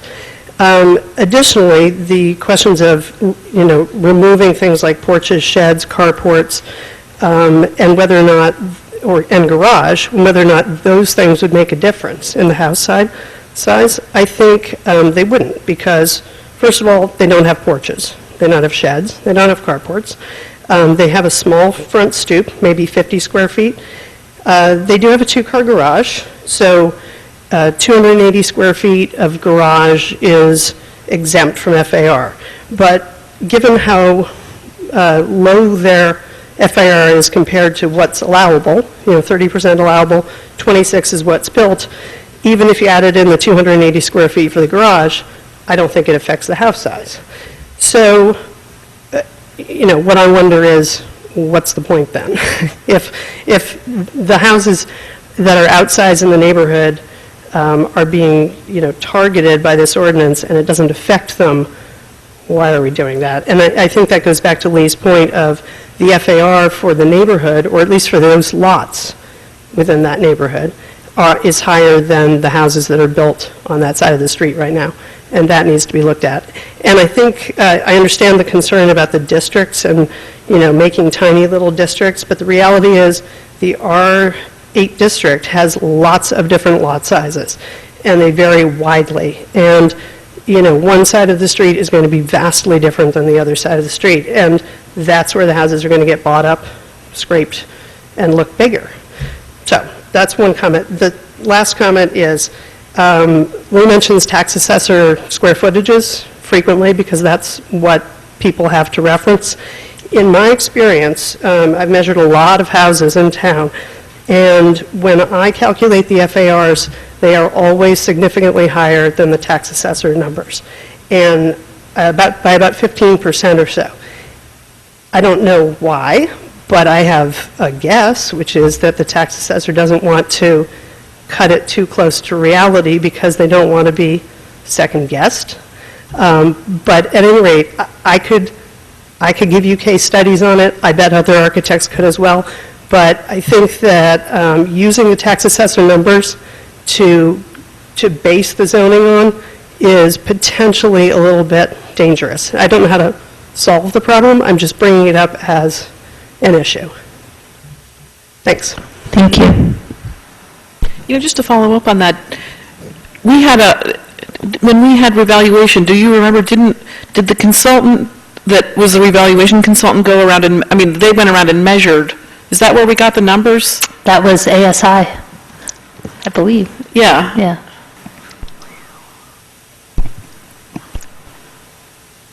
And I would just say, if you want to speak, to come up now, and we'll just form a group so we can just be more efficient in hearing from you all. Yeah, go ahead. Hi, good evening. My name is Marina Rubina. I submitted that study of Lee Avenue houses and hopefully try to demonstrate visually what Mr. Sullivan presented in his numbers. Would you like me to go through that right now, or should I just answer questions? It was pretty self-explanatory. Yeah. Very good, thank you. So It was if helpful. anybody, It was excellent. I have copies. I'm happy to answer questions, and if anybody wants to. You might want to submit a copy to be included in the minutes. Does that make sense, since we all have seen it? And It would be nice to email it too, so the quality is better. To the clerk. Great. Right, but I guess one point to summarize what I'm trying to say is where we're all leading to is demonstrated in colorful diagram that, see, everything is yellow, nobody's compliant, and when we're going to push everybody to be in the red houses and orange houses, basically putting our zoning and making everybody non-compliant is not the best way to go. And I hope you, as our leaders, can come up with a way of writing zoning that tells us what you want us to be doing as architects, and then we'll be happy to comply. Thank you. Thank you. Hi, I'm Bob Swarzek. I'm at 18 Rolling Mead. We're up against a situation where the house next to us is going to be torn down and a much bigger house is going to be built. We live on Rolling Mead, and there's 3 lots that are undersized before the next lot becomes the normal size. And this lot is, like I said, is being torn down. Let me just get the numbers here. Right now, it's a 8,500 square foot lot. The zoning is 21,000 square foot. They're going to get the variance for the zoning, which is okay. The idea is, right now, they can build a house of 1,977 square feet, which is 29% of the lot size without the proportional FAR. With the proportional FAR, they're going to go up to 2,740 square feet, which is 40.4% of the lot, and the maximum is 41, so they're going to build that house to the exact envelope that they can without going for a variance. I wrote a letter to the council and the mayor on November 13th saying that we really urge the council to support the and approve the elimination of the proportional FAR and the ability to rebuild on non-conforming lots with FAR structures after a tear down. Also to include the garage and the porch as part of the FAR. The house that they're building is going to have a side-facing garage with a 16-foot turn-in, which we think they're not going to be able to turn a car in, and they're going to have additional parking right on our property line. And if you would approve the elimination of the proportional FAR, they would not be able to easily put that garage there. They would have to reposition it for a front-facing garage. So once again, we just support the requested approval of your of the ordinances to be changed, and we just want them to have the builders build a house on a tear down lot, an undersized lot that would conform more to the area of the neighborhood, because the neighbors in the neighborhood and the community will suffer. Thank you. Thank you. Could I ask a quick question? What did you say your address is, Bob? I'm 18 Rolling Mead. 18. And are you on one of the undersized lots? We're just one of the 3 undersized lots on Rolling Mead, yes. And do you know what the 12 Rolling Mead is the... But I mean, what is your FAR then? How big is your house? My house is 1,500 square feet. So you're 1,500 and... And we're on .39 acres. The lot next to us is a .195 acres, and they're going to build a house twice as big as mine. Okay, thank you. Thank you. Hello, my name is Ted Nadeau. I live at 45 Linden Lane, same as Kirsten. I just wanted to speak briefly on a couple topics on this thing. You have a principle already in place that you use for microzoning called prevailing setbacks, which recognizes the little micro locality of the house within the at least the street frontage as one of the more significant impacts to the participation in the neighborhood. So while you've overlaid just 4 districts over 30,000 houses or whatever the thing is, you actually recognize and you already built into this thing this concept of prevailing setbacks. So you could have prevailing FAR or a topic like that that recognizes the little micro zoning, because it seems to me that legitimate standing for zoning is protecting houses and neighbors from each other from fire and view. Medium legitimate would be other neighbor impacts so that neighbors get along so that you guys can stop neighbors from fighting. Less legitimate is, people talking about taste or size or making a purple house and you guys should stop purple houses or whatever. So I think you just have to be somewhat careful about using heavy-handed sudden changes in the zoning laws, because though it seems to be a little bit in retreat now, but the proposed impact, the obvious effect would be that all the houses that are non-conforming which in our experience, the houses that are conforming already are the ones that developers are tearing down, because they don't want to go in front of zoning boards and get permission. So they just tear down a conforming house, build as of right, and so what the proposal of changing this thing would be that the houses below conforming would have less value. The houses that are conforming would now have more value, which would have more desirability to be torn down. So the side effect that you guys would probably have on this would be that you would accelerate the tear downs of conforming lots, which was not your... So I don't even really know what you're really trying to accomplish, and I don't think the proposed laws are going to accomplish that. So that's my reaction.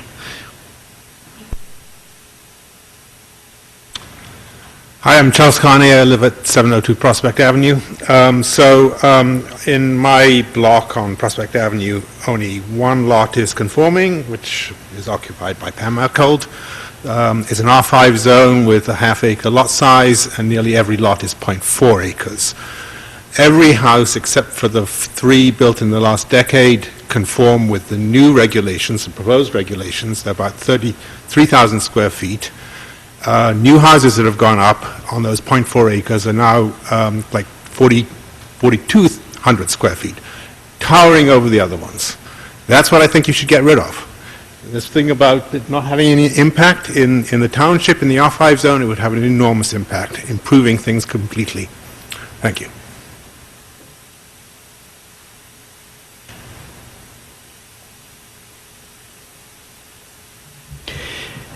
I'm Chris Tarr from 93 Overbrook Drive. My lot is undersized, as are 2/3 of the 8,600 lots in town. I think this huge nonconformity came about, as Lee pointed out, from the zoning was only introduced in Princeton 60 years ago, when many lots in the borough and in the township were already existing. It would take 25, 30, 35 different zones to make everybody conform, and so proportional floor areas have been a part of the code since the beginning to harmonize and be more equitable to the smaller lots. The problem I see is economic. Those values have been baked into the prices and the value of those lots. If you take it away from 6,000 homeowners, they may not be able to challenge the ordinance, or they may not know about it, or have the economic ability to challenge it, but they will appeal their taxes. Let me illustrate.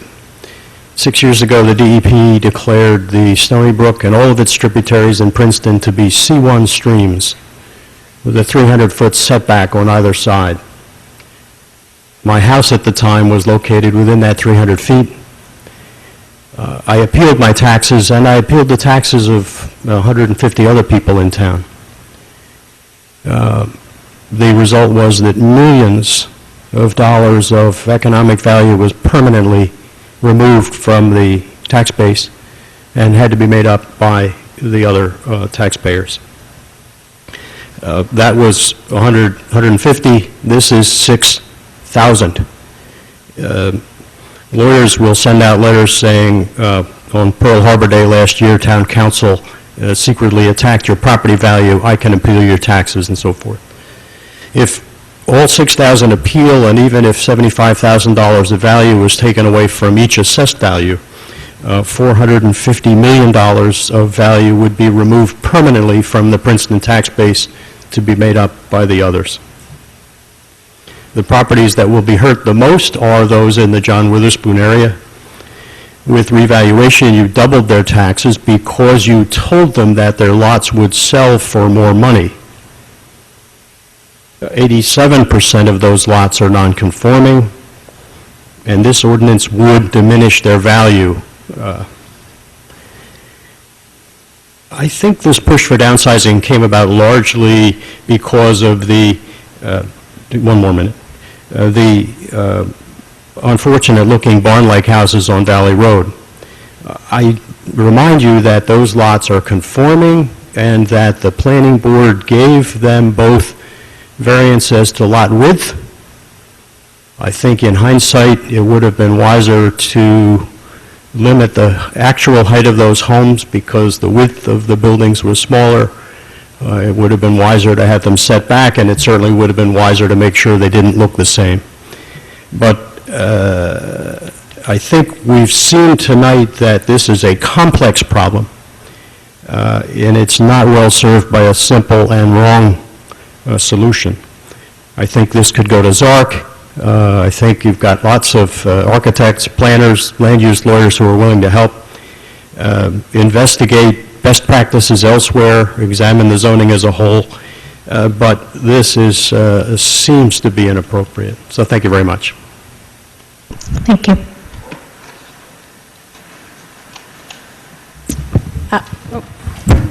My name is Louisa Clayton. I live at 93 Mount Lucas Road. I'm also a member of the zoning board and have been for the past few years, and so I wanted to come up and say from my perspective as a zoning board member that we see applications on non-conforming lots all the time, and there's always a planner that comes up for those presentations and shows a map of the entire neighborhood, because one of the options that one can do when you have a non-conforming lot is to buy land from your neighbor to create a conforming lot for yourself. And the point of these neighborhood maps is to show that every single one of the neighborhood lots is non-conforming as well. And so it's impossible to buy land from your neighbor who also has a non-conforming lot, because they're simply going to exacerbate their non-conforming situation.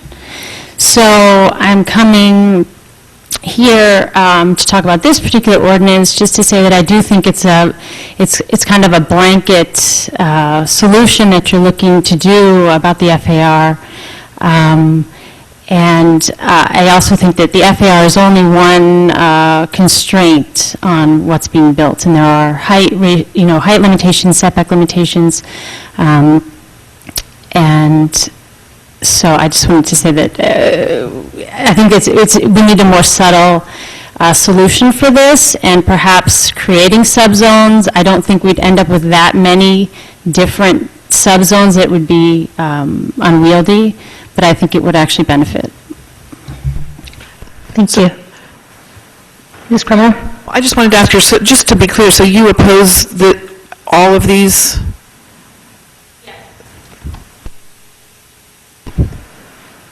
Is there anybody else who'd like to speak?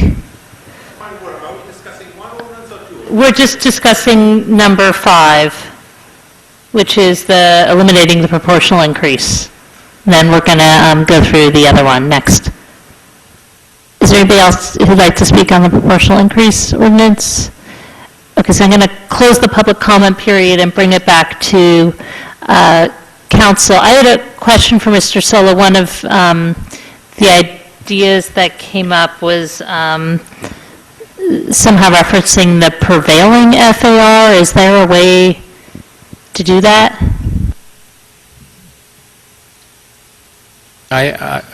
Not tonight. We can look at that. I heard the comments. I agree that the assessor's FAR numbers vary. We've noticed that when we review zoning permits in terms of when you have a detailed architectural measuring. So my concern would be our information, while it's the only thing we have in mass, I don't know whether or not somebody can get accurate proportional FAR. When we ask for that setback, the averaging of the setbacks, you can physically measure that. Without access to your neighbor's house, you may not be able to accurately measure what the FAR is. It's a little bit more difficult unless we just rely on the assessor's records, which may be less or more, or provide some sort of range. So we could look at that as a comeback option to you at some point in the future. There are a number of things, whether we look at the lot size, the existing FAR, or a cap on housing. But you're going to hear many of the same arguments you're hearing now. Anything we do that affects FAR affects the value to some extent, whether it's real or perceived. You'll hear arguments, a good design overcomes a slightly larger house, and it's because the garage is in the front or it's too high. I don't know what the exact answer is, but if you want us to look at some other options and come back to you, we can. I'd need to talk to the town's attorney as well as whether we can do a proportional FAR. I don't know any towns that do it. Typically, within a zone, you need to treat everybody alike. That may be that the best solution is to do a systematic review, and over a period of a year or more, we look at lot area, average house size, FAR, and come back to you with whether we call them mini zones or all new zones. But it's a very intensive process. You'll hear some of the arguments, I think, again and again. In any neighborhood, and we've had a couple where we've had neighborhood meetings and said, the houses are too big, what can we do? And when we meet with, a small neighborhood and we say, we can put a cap on, we can adjust the FAR, nobody wants it because they're all seeing the value that they may or may not be losing. So I think we can come back more with a list of things that we could look at and see which direction we want to go. Obviously, tonight, we don't have a solution if you don't want to delete the FAR. Again, the thought here was simply to reduce or to eliminate one way that you get larger homes. The impacts, depending on the lots, in some cases, they're dramatic as you get to the larger lots, especially with a smaller home, because that's how the proportional is supposed to work. On the smaller lots, not so much. I mean, we're talking a couple hundred square feet, which is often adding one room but doing it 2 stories. So it's not a huge increase, but it clearly shows that the proportional FAR results in a slightly larger house, and that's what we were trying to address.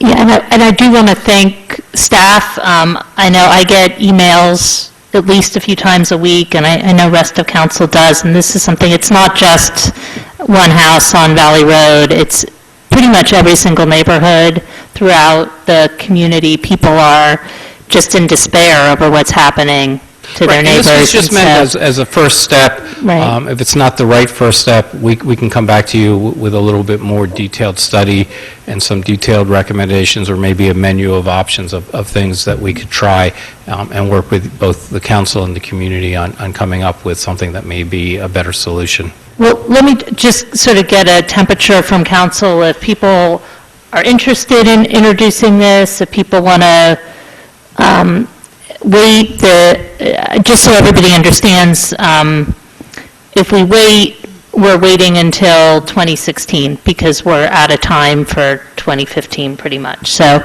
I just want to get a sense from folks if... Well, I would rather wait. I mean, I don't know if... Yeah, I was just going to move to table it and see if there was a second so we can have a discussion. 2016 sounds like a long way away, but it's not. And I think that there's work to be done, and that'll give, you can spend your holidays doing Thanks. And Says the Grinch. 2016 will be here before you know it, and we'll be able to take this up. I do think it's something that we want to address. As the mayor said, we do hear a lot from people who are unhappy about what's happening, and we've heard some of it tonight. So, but again, we don't want to create unintended consequences that will create more problems for us. And so I think if you think that there is a more subtle way to take this up and achieve the same solution, we ought to do that. I'd like to say I agree with that. I'd like to take Lee up on his offer to look at alternatives, and maybe when he comes back, he can tell us what the alternatives might be and what the impact might be. Ms. Crowler? Well, I guess I agree that we should table this, but with the caveat that, just like Lee said, anything we do to address the problem that people are, asking us and begging us to solve is going to cause, I think, a very similar meeting. I think no matter what we do, we're going to have especially professionals coming in and people, is talking about lost value. So I'm just, I think we should table it and try to do something, but I'm not sure how we should go about it. And one of the things I was thinking is maybe we need to be more aggressive and have a committee that meets, like every 2 weeks and really concentrates on this, because it's really, like you said, I think it's probably the number one issue besides speeding. I get more complaints about this than I do about speeding. I mean, I feel some uncertainty about this, but I think we're going to have the same exact, no matter what happens, we're going to have this exact meeting. Ms. Howard, did you have a comment? Well, and are we deciding to table all of them, or No, this it's first one? just number 5 is one we're talking about. Because I think some of the others there's less concern. It would be There's nice only to make t- progress. Right, there's only 2 on the agenda S1, for yeah. tonight, and then the other ones we introduced at the last meeting are coming up for a public hearing on the December 7th, I believe. Got it. Okay. Well, I mean, I think that, Jenny, perhaps that's part of the answer is to keep momentum by moving on some of the others if we table, and this one, because it's the one where we feel like we would benefit from more time back at the drawing board, but we're still making some progress, yeah. Okay. All right, so there was a motion by Ms. Butler that was seconded by Mr. Liverman to table this ordinance, and I don't know if we technically need to do that, but just so it's reflected in the minutes, all in favor of tabling? Aye. Any opposed? Okay, so this will come back to us hopefully sometime in January or the new year. And then now we'll move on to the next ordinance by Princeton, revising the definition of floor area ratio and other terms, eliminating certain exceptions and exclusions from the calculation of floor area ratio, and amending the Code of the Borough of Princeton, New Jersey, 1974, and the Code of the Township of Princeton, New Jersey, 1968. And there's just a small change in this one from the last time. Right, I think if I could, what we were doing was modifying the definition of attic from 6 feet 6 inches to 7 feet, modifying the definition of floor area, modifying the definition of a story. What my notes were that you wanted to have some more discussion. There seemed to be a sentiment. There were 2 issues that came up, and you heard a little bit about them already in the conversation before. We were removing the exemption. The FAR said that if you had a covered porch of a certain size, that wouldn't count as FAR, or if you had a garage, we would give you 280 square feet, or in the former borough, if the garage was in the rear, we wouldn't count it, because we were trying to encourage both porches and garages. The staff found that in general, in meeting with homeowners and developers, those incentives really weren't much of an incentive. We weren't getting the front porches, we were still getting the garages where the garages were in the front. And we said, if the issue, again, is simply trying to reduce the overall size of the home, let's not include those. I think you heard a lot of comments from people, more, I think, on the porch areas and saying, leave that in as an exception. I'm not certain where we were on the garages, but that would be, I think, the discussion, and whether you want to hear a little bit more from the public. My notes seem to be indicating that people were recommending taking or leaving an exception for the front porches, and but including the garages in the FAR. And I think That's what we decided last time. Okay. I didn't know if we had a decision on that, or that's where we were headed. So if that's the case, if you want to introduce the ordinance and amend it to leave the exception for sheds, I think that's all we need to do. Trishka, do we need to do anything more? Porches, you mean? Porches, I'm sorry, yeah. There were other comments which I don't know if there was a consensus on. I'm sure we may hear from some of them. I know there have been others suggesting additional changes if you want. But these were the ones that we identified as affecting mostly the FAR. It gets complicated the more exceptions and the more ways you end up trying to define how to measure FAR. Derek Bridger is here, our zoning officer, if there are particular questions on exactly how he does it and what his interpretations are. We think we've streamlined the process, we've made it a little bit more clearer and transparent for people with these amendments. Staff has no objection at all if you wanted to include the exception for front porches. With that, I don't know if there are questions from council from me, or if you just wanted to hear some more from the public. Okay, is there any questions from council? Okay, we'll open up, Mr. Miller. In looking at this, Lee, it seems to me that, it looks to me as if we've deleted a sentence that says, "A habitable attic shall have a stairway as a means of egress." That's on page 3 of 5, near the top of the page. Is there a reason why we are taking away a means of egress from a habitable attic? This is only a definition. The reason we're taking that out is, in the past, no matter what the height or the size of the attic was, if it did not come in with a stairway to it, to get to it, it was never counted as FAR. So we were removing that because the comments we were hearing, that attic, whether it's habitable or not, adds bulk and adds to the mass of the building. The compromise we came up with is to count it, whether or not it had a stair, because what I think we were finding is people added the stairway later. Did I get that right, Derek? So that's it. I mean, if somebody, we're not removing that as a requirement in terms of a fire code or anything like that. It was just that it provided another loophole for somebody to say, even though the attic, 90% of it has a 7-foot height and could be finished and, did have a floor and all the other things, if it didn't have a visible stairway going to it, it wasn't counted, and we were removing that loophole.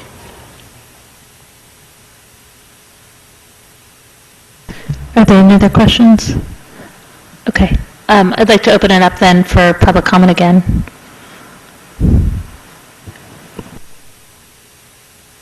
And even if you've spoken, if you just state your name again and address, makes it easier So for the Louisa clerk. Clayton, 93 Mount Lucas Road. So I'm just back to talk about these exceptions. I'm actually surprised to hear that the exception for garages didn't make much of a difference, because again, we have an enormous number of cases come before the zoning board about parking, and in particular front yard parking, and I feel like we're dealing with it almost every month.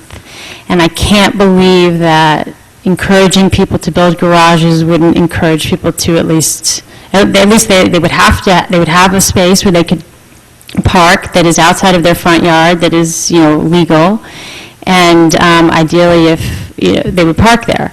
So I think it's a shame to remove that, and I don't think that 280 square feet really doesn't add much FAR. It's minimal in terms of living space. And I guess I also feel like for the shed, it gives people a place to store things so they don't have to store them in their garage. That's another problem we find too, when they have a one-car garage on their property already, it's full of stuff, and that's why they can't park in it, so they have to park in their front yard. And I don't know how we could possibly do a better job of encouraging people to park in their garages and not in their yards, but I feel like taking away the exception for FAR would just further discourage this. So, and I'm glad about the covered porches, because I think that's a great thing for the community as well as for homeowners.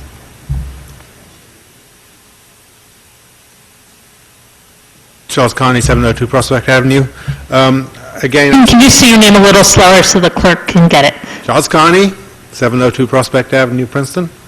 Again, I'm speaking from the point of view of someone in the former township in R5 zone, and there, people are going to have garages willy-nilly, whether they want it, just it's by default, and they're also building these really big houses. Don't give them the break on it. Just include that as part of the FAR. Same goes with sheds.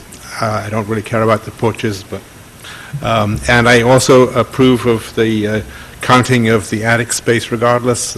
We have had cases where that's been gamed thoroughly to make a house much too big. Thank you. Bob Swarzak, 118 Rolling Mean. Here again, including the FAR for the garage and porches. The situation that we're up against is a side-facing garage with a very narrow turn-in for the garage and parking right alongside our property line. We feel that it's going to be difficult for anybody to park in the garage, so eventually the garage is going to be repurposed into a playroom, a game room, or whatever, similar to what's happening on, I don't know what the cross street is, but on Prospect, there was a nice house that had a two-car garage.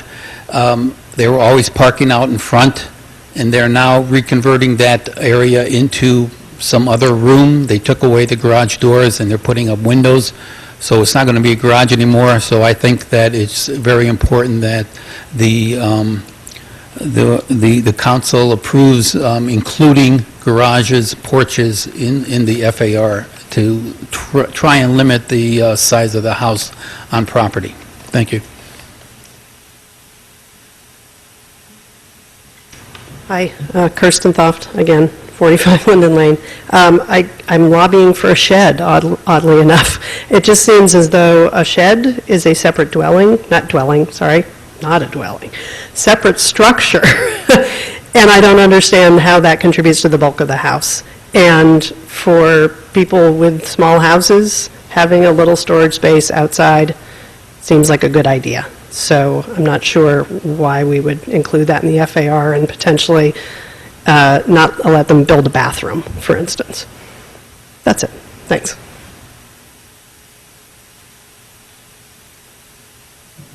Kathy Knight, 23 Stonewall Circle. I just want to make a point about the FAR and these limitations in converting garages. If you get an allowance for 280 square feet of a garage in your calculations, and then you decide later to convert the garage to living space, you do have to go for a building permit for that. That's construction. You can't just do that legally without having a building permit and turn it into usable space. And when you submit to these esteemed guys we have here, they will check, or you have to provide your calculations for floor area ratio. So if you start adding that space into the house and you have too large a space, that's not legal. So my point is that you can't just say, oh, because we're letting them build a garage, they're going to turn it into a family room and the house will be bigger. It doesn't work that way. You can only turn it into a family room or something else as long as you haven't exceeded the floor area ratio of your house. Same thing with the attic. I mean, in reality, you need a building permit to finish up an attic. I don't mind if you take that away. I don't mind that. But the point is that you're not allowed to do that and just add square footage to your house if it doesn't allow in the floor area ratio. Thank you.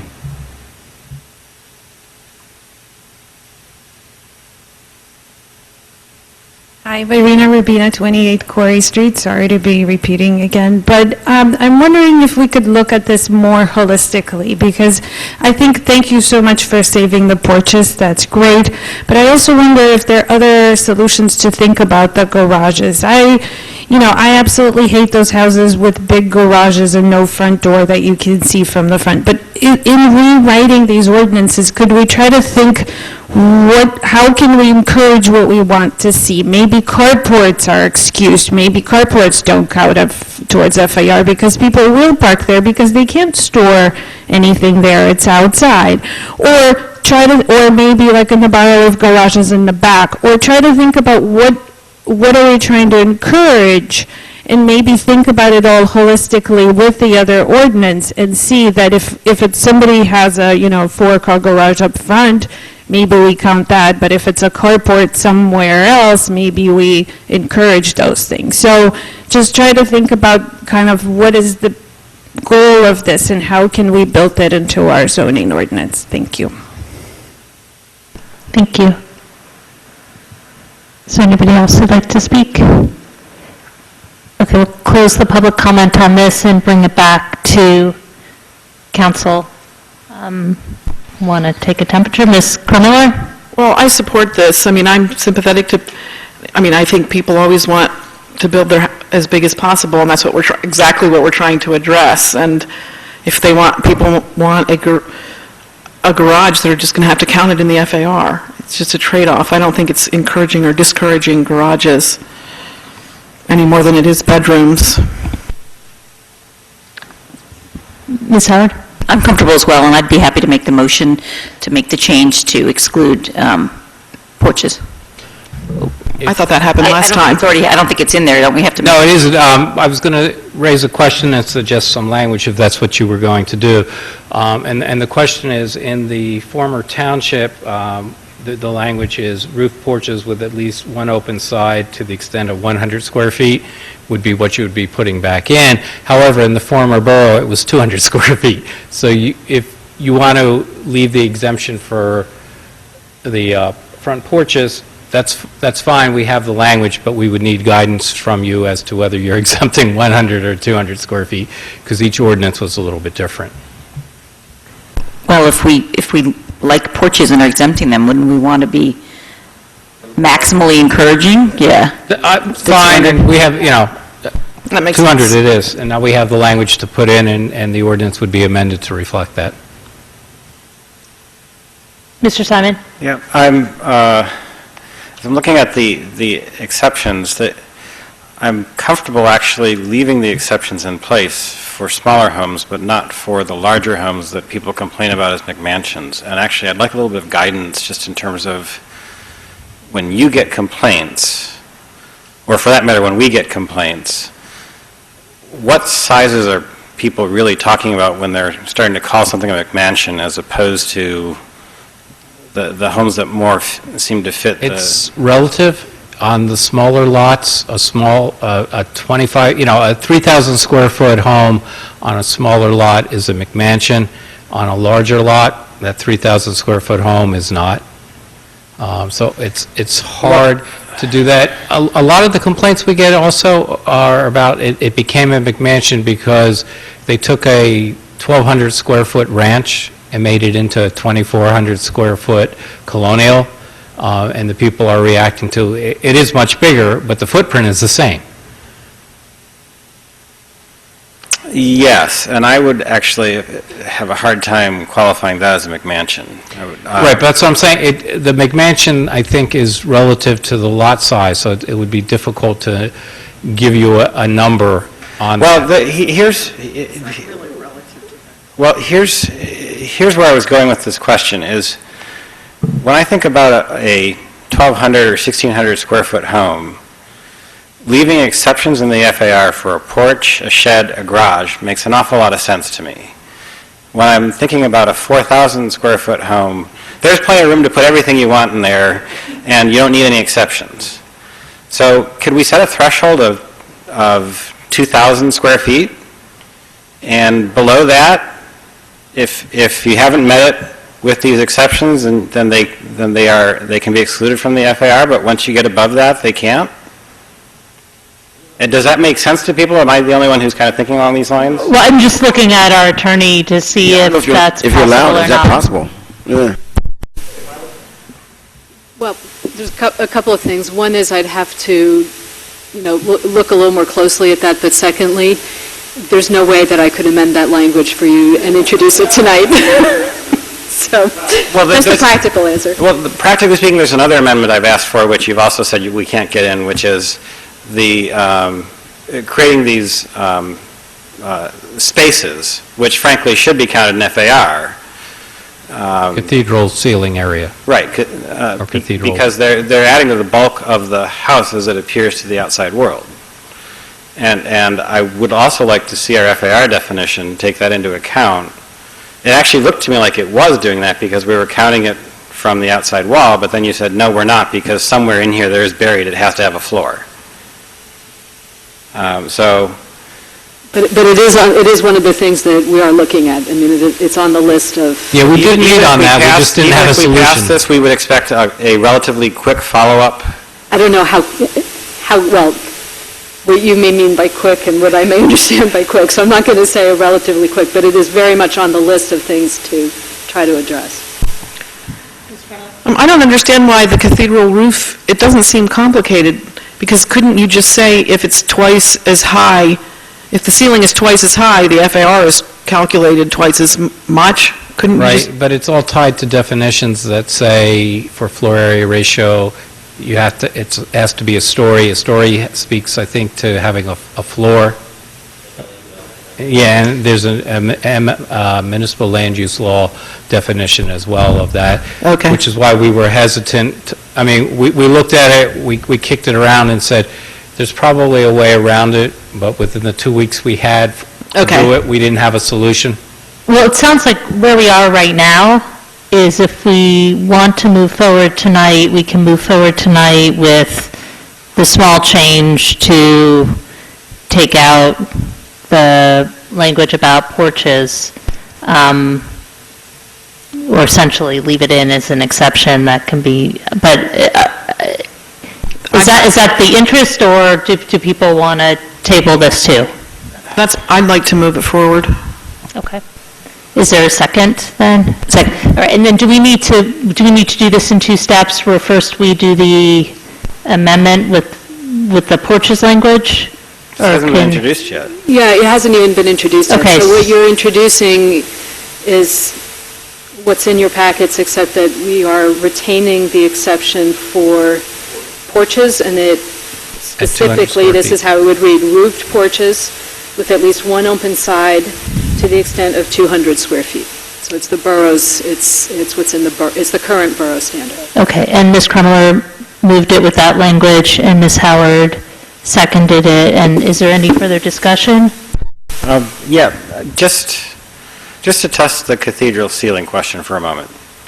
If we amended the definition of story to say, and every additional 8 feet after the 7 feet counts as an additional story, wouldn't we get there?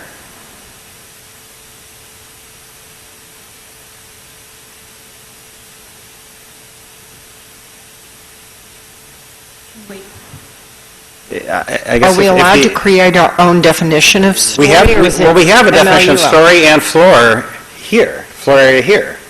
Are these?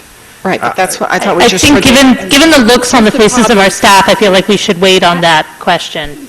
Oh, okay. I want to That's- say yes, probably, but I don't know, and the problem is I need to sit and think through all the different Okay, permutations, which I can't do that's tonight. fine. I wanted to push it a little bit, but I recognize Yeah, I that think I may be pushing a little too far. We were for concerned tonight. with the MLUL definition of story or something. I forget exactly. But I also just want to, I think we also just need to try to run through all the different scenarios, and what would that capture and not capture, just to make sure that we're not capturing things we don't want to and failing to capture what we're trying to get after. Appreciate that, thank you. Are there any other comments before we take a vote? All right. Madam Clerk, can you call the roll? Ms. Howard? Yes. Ms. Crummiller? Yes. Mr. Miller? Yes. Mr. Liverman? Yes. Ms. Butler? Yes. And Mr. Simon? Yes. Motion carries. Okay, so this... Thank you. Yeah, thank you. So this ordinance has been introduced. It will go to the planning board for review and come back for a public hearing on December 21st, 2015. Okay. Now we'll go back. I know we still have reports left, but in sympathy to Deanna, if we want to do the overnight parking presentation now, and then we'll go back to reports. I'll move that change to the agenda. Well, I mean... Or is it where we I are? think for reports, I think it's okay, we can just pick it up later. So you're up, yes. It is before 10 o'clock. Thank you for having us. In another effort to make things more simple, we're coming back to you with a recommendation for overnight parking, where we try to separate out overnight parking in and of itself from the overall issue of the overnight permit parking criteria, harmonization with the township and borough. We're trying to separate all of that out. So what we're coming with you tonight for is a recommendation to consider directing us to come back with an ordinance next year that would just start establishing no overnight parking on specific streets in the former borough. That's how it had taken place in the former township, in the Battle, Old, and Springdale area, as well as in the area surrounding the hospital. So what we've recommended in this memo is to first start to look at the former R1 zone of the borough, which is between Bayard and Elm, Wilson down towards Springdale and Battle as well. And then as we go through that process of looking at the streets and confirming that properties do not meet the permit criteria, We would then move on to other zones, so then potentially moving into the Prospect Avenue area, touching on then up towards Erdman and TR until we finally get into the more densely populated, smaller lots of near the downtown areas. Are there any questions for us? There wasn't a massive change from what we are today, right? I mean, it's not... No, the borough had no overnight parking unless you qualify for a permit within the residential zones, and so what we would be doing is just moving ahead in that spirit, realizing that the streets and the properties that we'd be looking at do not qualify for overnight permits. Okay. Thank you. Yeah, so I think this is a good start, and, I think we're probably going to get pushback from people who want to expand overnight parking, so I'll make my little speech again about it, that we have very few tools to, really encourage walkability and encourage alternative forms of transportation and discourage more cars coming into our town, and the overnight parking restriction serves that function. And we're not talking about changing it for anyone who, right now, very few people, are any people getting new restrictions placed on their streets on this map, in this new zone? Well, just looking at the former R1 zone of the borough, no, there's no change. Wait, I think there's like 6 houses, right? And On Wilson. On Wilson, because it was the former township portion of the roadway. They did not have a prohibition on overnight parking. But then the surrounding roads, Westerly and I think Pardo, did, so it really is essentially 6 properties. And that could be something that we discuss, where maybe we pull them out of an ordinance in the future if we were to put that together. Wait, pull them out for? Maybe exempt them and allow overnight parking. It's one of those fringe areas where you get into the issue of you don't want to take away, but you don't want to give too much allowance. I guess I recall the discussion just a little bit differently. I thought that there were 3 of us who supported the drawing a new map based on number 2, modify the edges of the existing boundary to be contiguous with roadways. And we came up with that as a compromise. So now what, we're going to break apart the map, go through this section by section, and here we have a situation where it's going to impact 6 houses. I mean, I'd like to see us have an overall plan, and treat everyone who will be impacted with some degree of consistency, and I don't see how we're going to get there going section by section.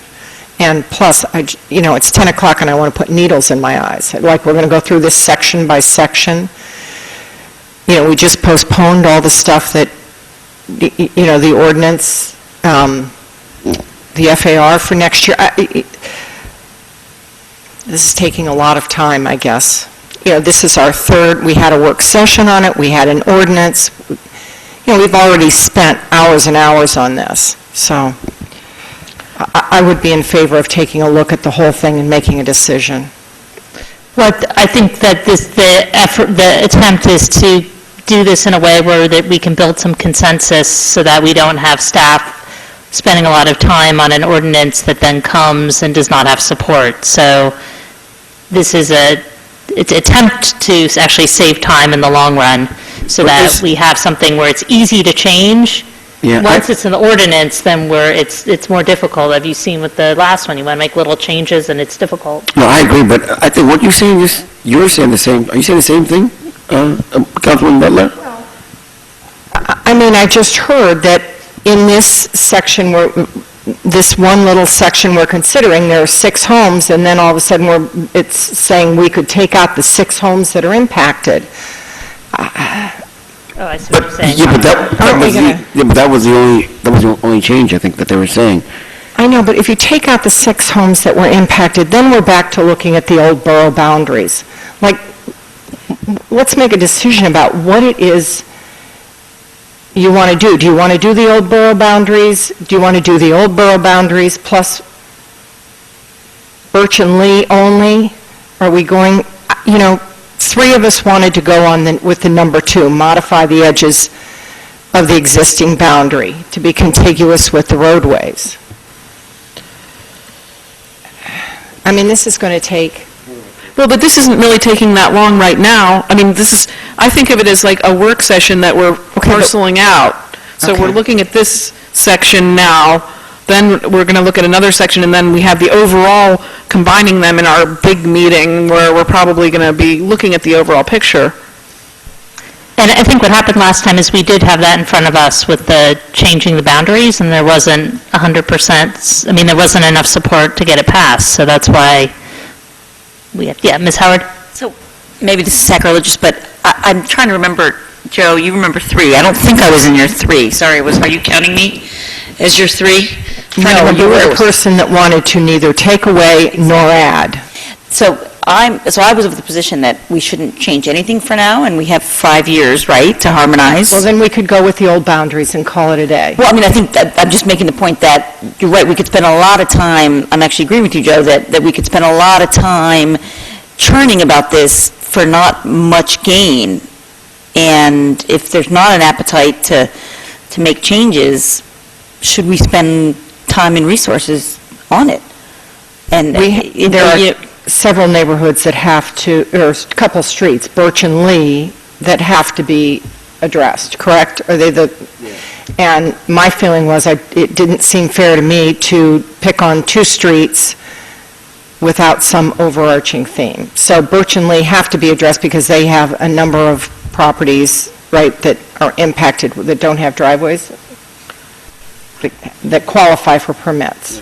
Well, I think we have an overarching theme, and that's that we want to, we don't want to add more free parking to the town. That's one, right? I mean, does everybody pretty much agree on that? That we do not want to add free parking? Well, this is just overnight parking we're talking about. I know, but I mean, it's kind of, overnight parking is really the most important kind of parking, so we don't want to add any more free overnight parking, okay? I mean, would we all agree on that? I mean, Are you saying keep it the same, Jenny? I mean, I'm saying, if we're talking about getting consensus, there's a lot of things that I think we already agree on, and I'm just asking, I thought that we did agree on that. Yes, I feel like there's agreement that we wouldn't be extending free parking to where it wasn't available before. That's right. Available parking, right. Does everybody, well, if you're saying, and I'll go back, if you're saying keeping things the way they are, then I'm for that. If you're saying... Well, no, I mean, there's some other changes that we might be doing, that we're not addressing right now, like on Birch and Lee and charging for permits and things like that we're not addressing.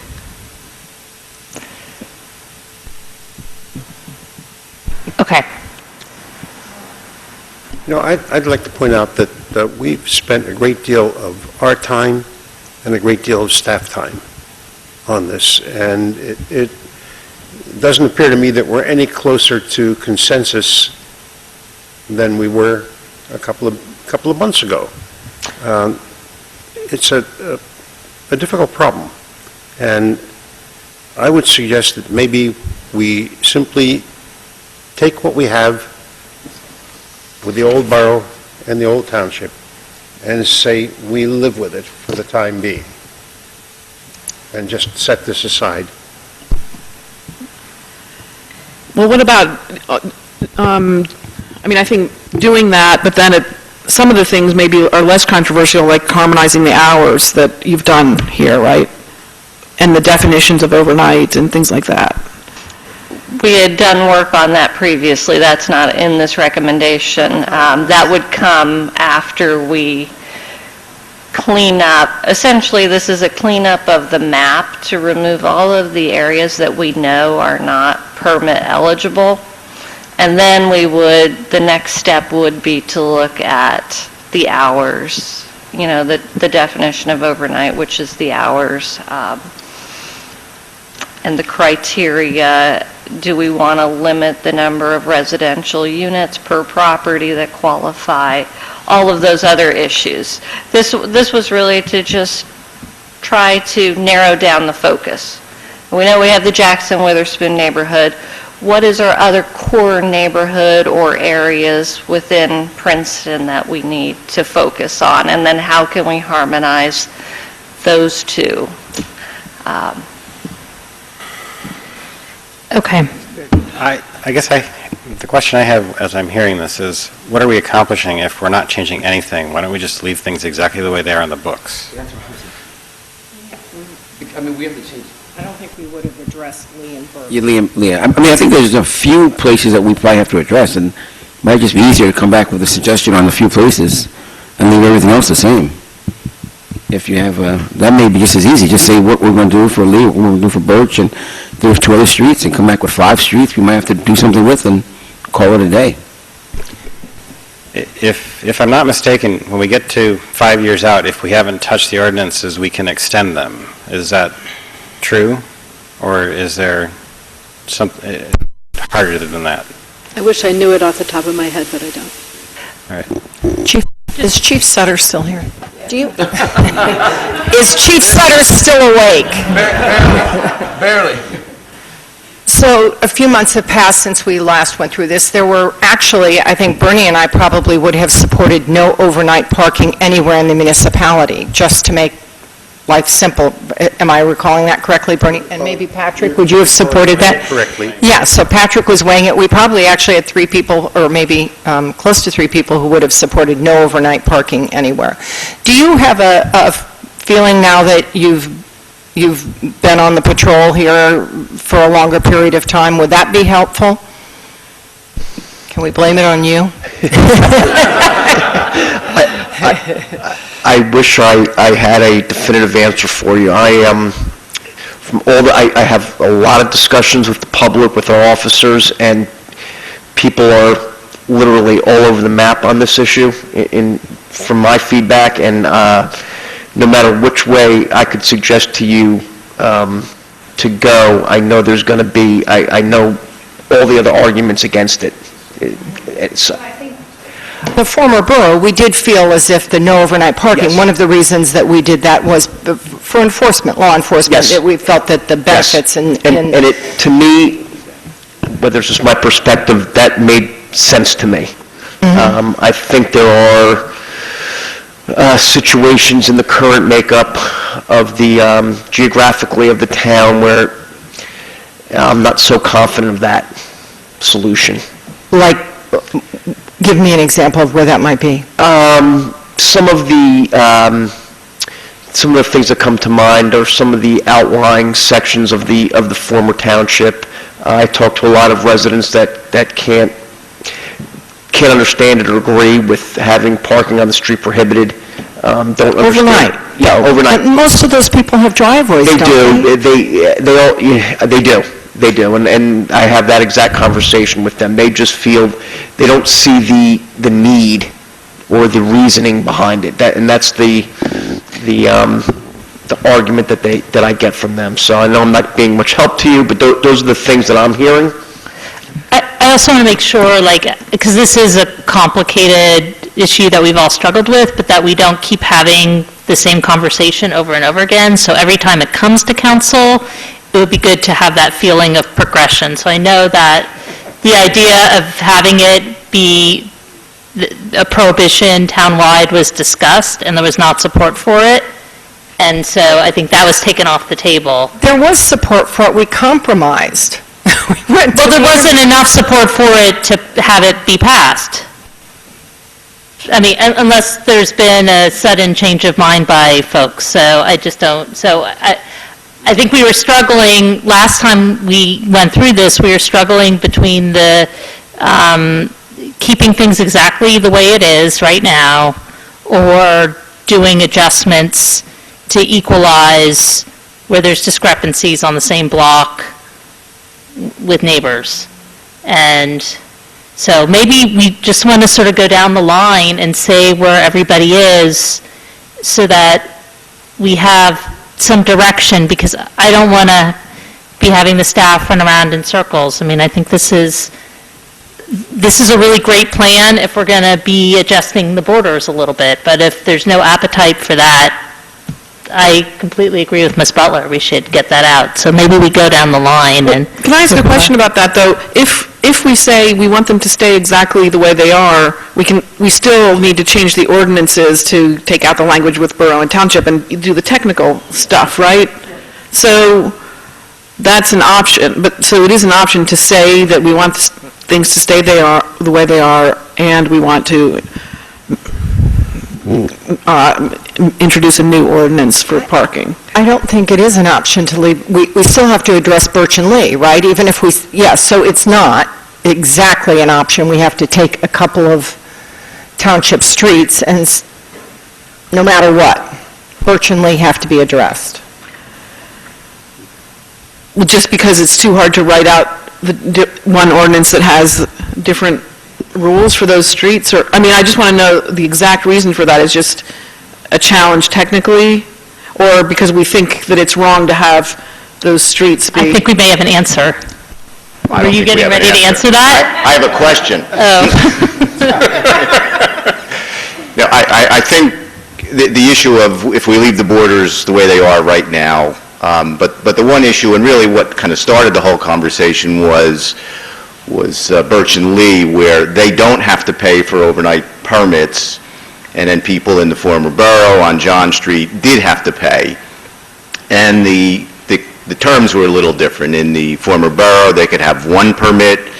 In the former township, you could have two on those two streets. So that was one thing that really should be harmonized, at least at this point. Right, and the issue of the fee. So the subcommittee thought that we should keep the borough standard of one permit per house, and you do have to pay the fee. So I'd like to get a consensus on that, and we can come back with just harmonizing that portion of it in January. Would the idea be that you be grandfathered in? I thought we talked talked about grandfathering existing homeowners, and as soon as the house was sold, then the grandfathering clause would go away. I would think that would be an important addition. Me too. But other than that, I would support that change. Support it. And would we grandfather the number of permits as well as it being free, or would we start charging at a certain point as well? I think I would be in favor of charging. We charge for everything. I think it's fair to charge. I think what's key is the grandfathering the number. That's what's going to matter to the people. I would support this too, and if this is the area where if this is the thorny issue that we have to address, then let us address it. I mean, you know. But wait, I thought we were grandfathering in the charge. I mean, we're going to... I heard Deanna saying that you could grandfather in the two per house, as long as that current owner is still there, and/or the charge.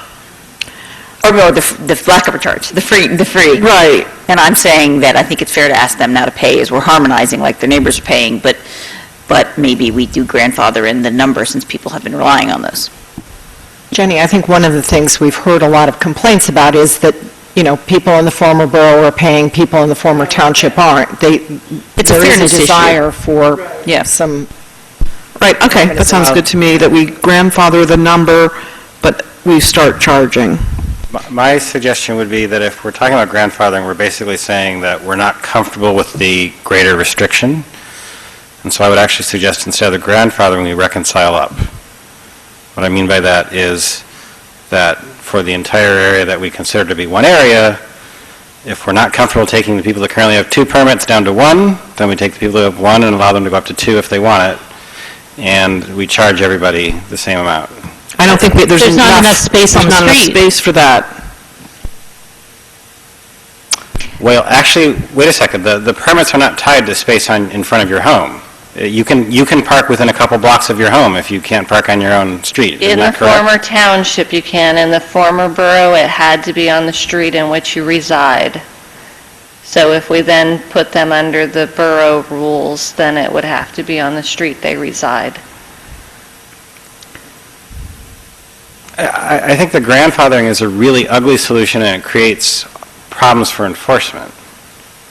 I mean, I guess I'll go there if I'm the only one who has this concern, but I think we should really try to harmonize. And whether it's go down or up, I really would prefer a single solution for the area.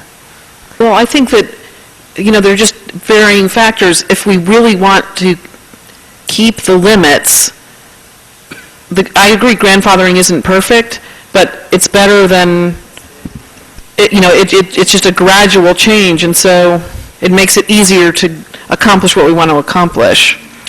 And it can be a big hit. So if we're talking about a neighborhood where people may not have a huge amount of discretionary income, and how much is the permit for the year? 120, I think it's $30 a quarter.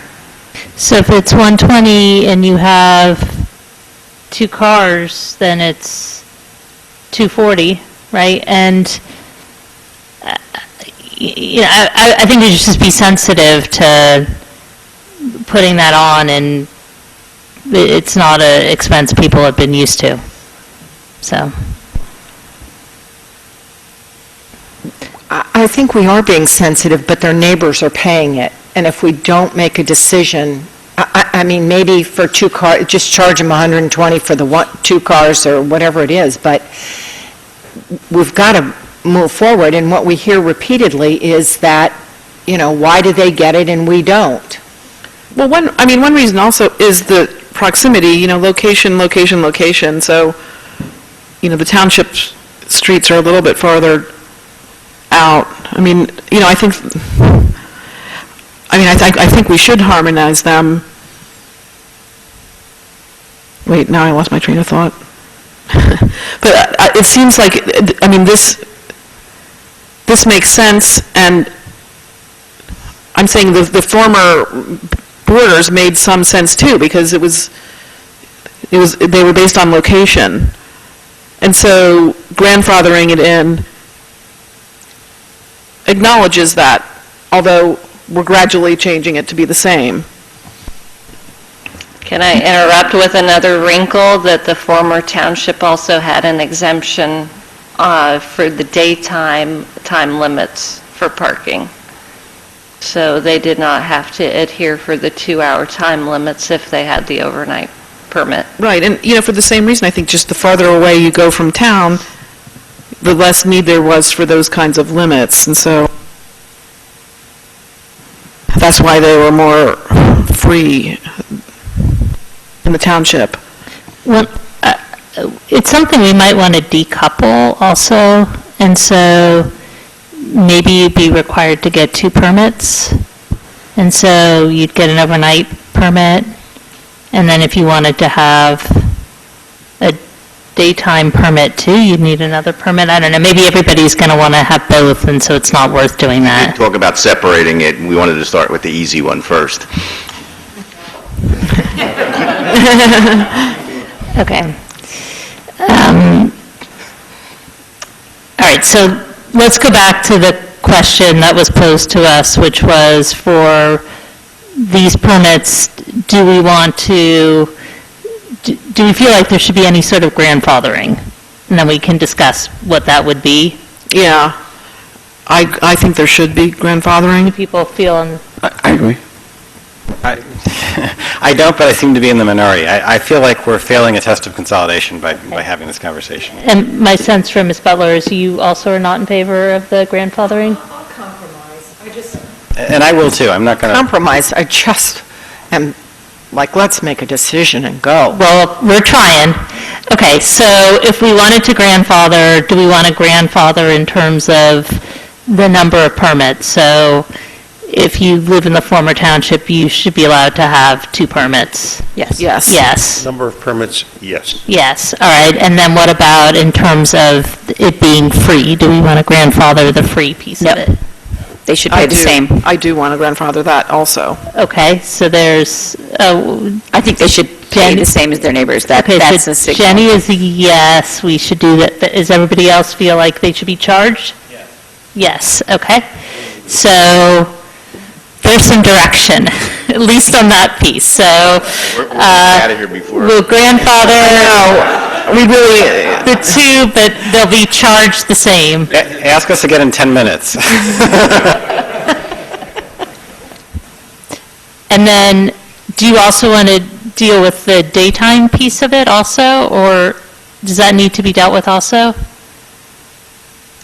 I think at this point, we hold that, and, I mean, we may deal with that in January or February, but I think we get this part done, and then we move to the next part, which would be the daytime. I think that's a good idea, because I think other neighborhoods are affected. I mean, we've had requests for daytime There are other permits areas from. that it may apply. Jack, I'd call it a win and get out before we change our mind. Okay, thank you. Thank you. So we should probably notify those streets, and give them an opportunity to come in and yell at us. Yeah, I would recommend that somebody goes to the Witherspoon Jackson meeting or some neighborhood meeting that there's residents at, so we can. I nominate Lance. All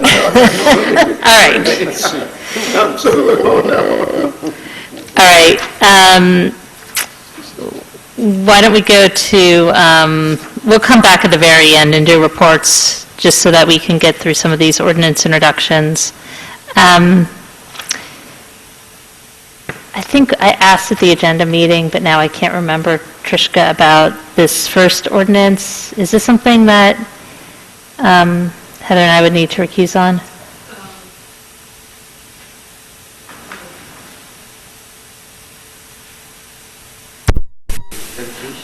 Probably better if you do. Okay. Just so we can be consistent.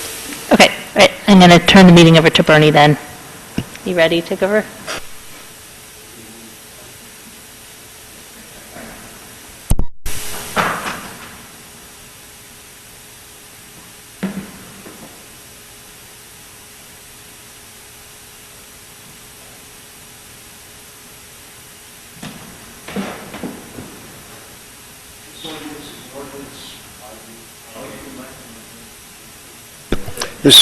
This ordinance is an ordinance by the municipality of Princeton accepting a right-of-way delineation and dedication for the new roundabout area located on Alexander Street at its intersection with University Place, with a public hearing on December the 7th, if introduced.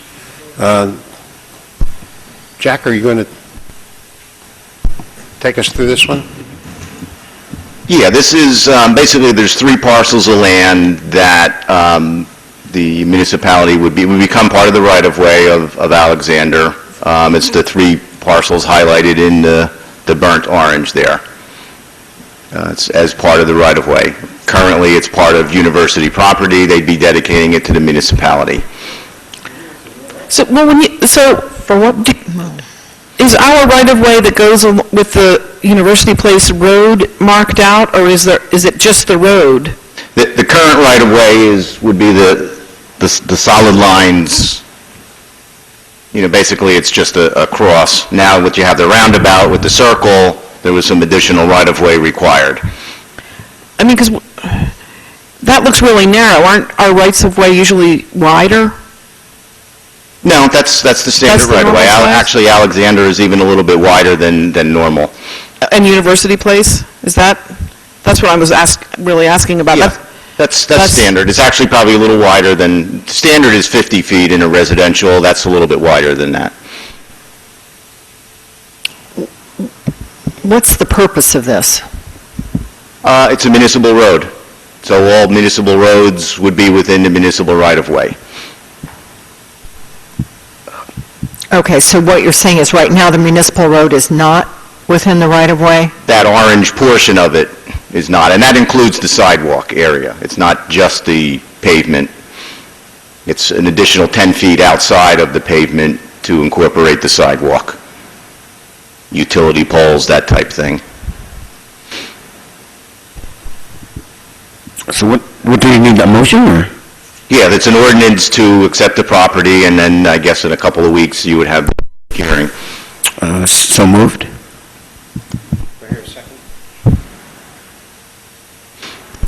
Yes, I'll second it. Madam Clerk, would you call the roll, please? Ms. Crummiller? Yes. Mr. Liverman? Yes. Ms. Butler? Yes. Mr. Simon? Yes. Mr. Miller? Yes. Motion carries. I think we should all go have a picnic on it right away. The public hearing is set for December 7th?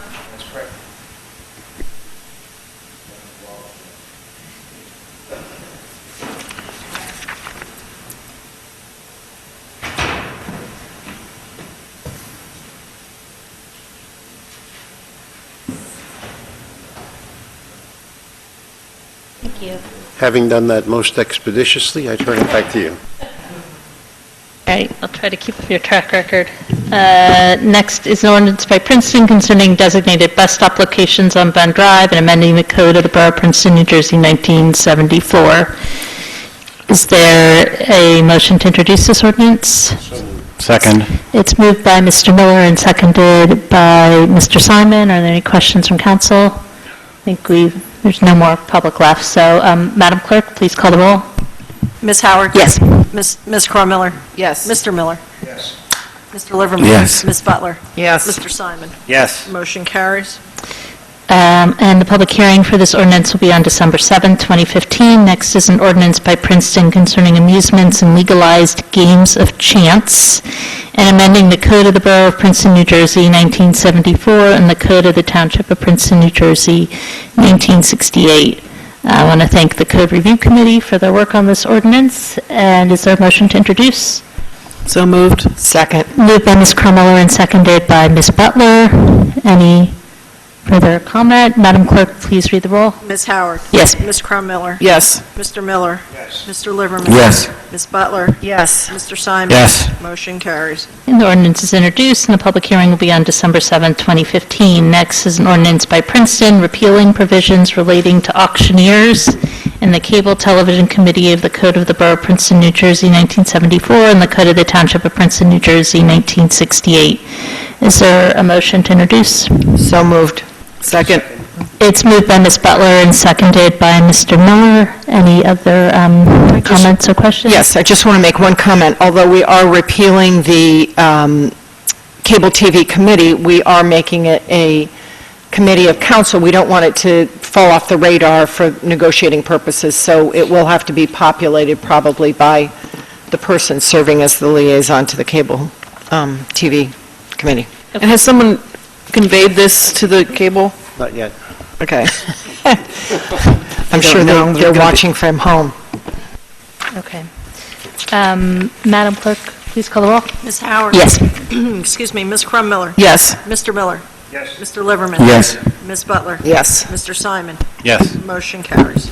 And the public hearing for this ordinance will be on December 7th, and I would ask that whoever the liaison is would let the members know there'll be a public hearing on this December 7th. Next is an ordinance by Princeton eliminating, oh, wait, we did that already. No, we did 5 and 6. Okay. And now we're in ordinance by Princeton concerning the Fire Prevention Code and amending Chapter 14, Article 2 of the Code of the Borough of Princeton, New Jersey, 1974. Are there any questions about this ordinance? Could we get an explanation on this? A little bit? Well, there's a couple of different things going on. One is, and that's in both the Fire Prevention Code and the Housing Code, we've had to change terminology and, designation of who's enforcing the codes. That's because of internal restructuring. The other change in the Fire Prevention Code has to do with, we're not calling them firewalls because it's not limited to firewalls, but any common walls or party walls that are separating tenant spaces, that if there are penetrations in those walls, so that's if you're running wires and all the rest, they have to be, there are already existing state code requirements for how they're sealed. This just restates it in our local ordinance, and it requires that a certification be provided by the property owner to the inspector. With respect to multifamily, it's on an annual basis. So in other words, when the inspection of the facility is scheduled, you have to have a certification that you've had someone do a visual inspection of all the walls, and if there are penetrations, they've been sealed correctly. Motion to introduce? Moved by Mr. Miller, is there a second? And seconded by Ms. Krummeller. Any further discussion? Madam Clerk, please call the roll. Ms. Howard? Yes. Ms. Crummiller? Yes. Mr. Miller? Yes. Mr. Liverman? Yes. Ms. Butler? Yes. Mr. Simon? Yes. Motion carries. And the public hearing for this ordinance will be on December 21st, 2015. Next is an ordinance by Princeton concerning the Municipal Housing Code and amending Chapter 16, Articles 1, 2, and 3 of the Code of the Borough of Princeton, New Jersey, 1974. Are there any questions or comments about this ordinance, or is there a motion to introduce? I'll move it. It's been moved by Ms. Krummeller Second. and seconded by Mr. Liverman. Madam Clerk, please call the roll. Ms. Howard? Yes. Ms. Crummiller? Yes. Mr. Miller? Yes. Mr. Liverman? Yes. Ms. Butler? Yes. Mr. Simon? Yes. Motion carries. And the public hearing for this ordinance will also be on December 21st, 2015. And now we come to resolutions. The first is 15-337, resolution of the Mayor and Council of Princeton to award a contract to UniFirst Corporation for uniforms and uniform-related products and services for ASME worker clothing via National Joint Powers Alliance in an amount not to exceed $39,508.76 annually. Is there a motion to approve this ordinance? Second. It's moved by Mr. Miller and seconded by Ms. Krummeller. Any questions or comments? All in favor? Aye. Any opposed? Resolution passes unanimously. Next is Resolution 15-338, resolution on Princeton's participation in the Do Not Stand Idly By campaign to prevent gun violence. Are there any questions or comments about this ordinance? Or is there a motion to approve? So moved. It's Second. moved by Ms. Howard and seconded by Ms. Krummeller. All in favor? Aye. Any opposed? That resolution also passes unanimously. And now I want to go back, before we do the consent agenda, to just go through reports. If there's any council reports, and I'm turning to Ms. Howard. I think you already We went did through some. announcements, but we've split announcements Oh, is that and reports as going to part be the of- case, how we're doing this going forward? Yes, so announcements are quick, things coming up, things that just happened. Reports are more, I attended a meeting, and this is what we discussed, or I have a question for council. Well, I have neither. Thank you. Okay, excellent. Ms. Krummeller, Mr. Miller? Just very briefly, I think Trishka can probably help me out with this. The state is giving us a bit of difficulty concerning our deer population control program over the fact that we have turned away the United Bowhunters of New Jersey and said that they've been an unsatisfactory organization to deal with. The state has come back and said perhaps you might want to deal with a couple of other organizations. I think we're about to confront the state on this and tell the state we don't have time to vet any other organizations in a way that would be protective of the health and safety and welfare of the residents of the community and would not interfere with the use of the public lands, and put the onus on the state to say, if you don't approve one of these, we're going to pull the plug on your deer population control program, and maybe at that point try and put a little pressure on the state in other ways. Yeah, this is an issue that's just been festering now for a number of years. The program itself started in 2000, but by 2002, the state had sort of let it be known that if we did not allow bow hunting in our parks, then we wouldn't be able to have white buffalo. I mean, this was never put in writing. It was kind of through the grapevine. And that's when we started using United Bow Hunters. But over the past few years, I mean, the problems with them have been increasing. Never, by the way, I have to emphasize, we've never had any safety issues with them. It's just they're incapable of actually adhering to the terms of the contract. And enough is enough. So, and partly because this issue really has been festering, and we do get complaints from residents who feel unsafe using the parks when the bow hunters are in there. So we've kind of brought it, well, we didn't renew our contract with the bow hunters this year. As Bernie indicated, the state Division of Fish and Wildlife, the agent who's responsible for reviewing the application, emailed us to find out why not. So Bernie sent a really good email back detailing all the reasons for not using UB&J, but indicating, where we're not saying no to bow hunting in the future, just not these guys. And do you have any suggestions? And we did have something in there like, we've been doing this program very successfully since 2000 with no issues whatsoever. It would be a real shame if this was, if this, our desire not to use United Bow Hunters meant we couldn't do the program. The response was, Bernie indicated, you really need to do bow hunting. Here's some names of organizations. And I think now we're going to call the question. And I think, Bernie, in your response, you're just going to come straight out and say, does this mean that we can't do our program this year if we don't have bow hunting? Because quite frankly, if that is the response, then my next step will be to recommend to this council that you challenge the state, because it's, to me, the definition of arbitrary behavior. But let's see what they do. Is there like a letter I should write or somebody I should call that would Not yet. help?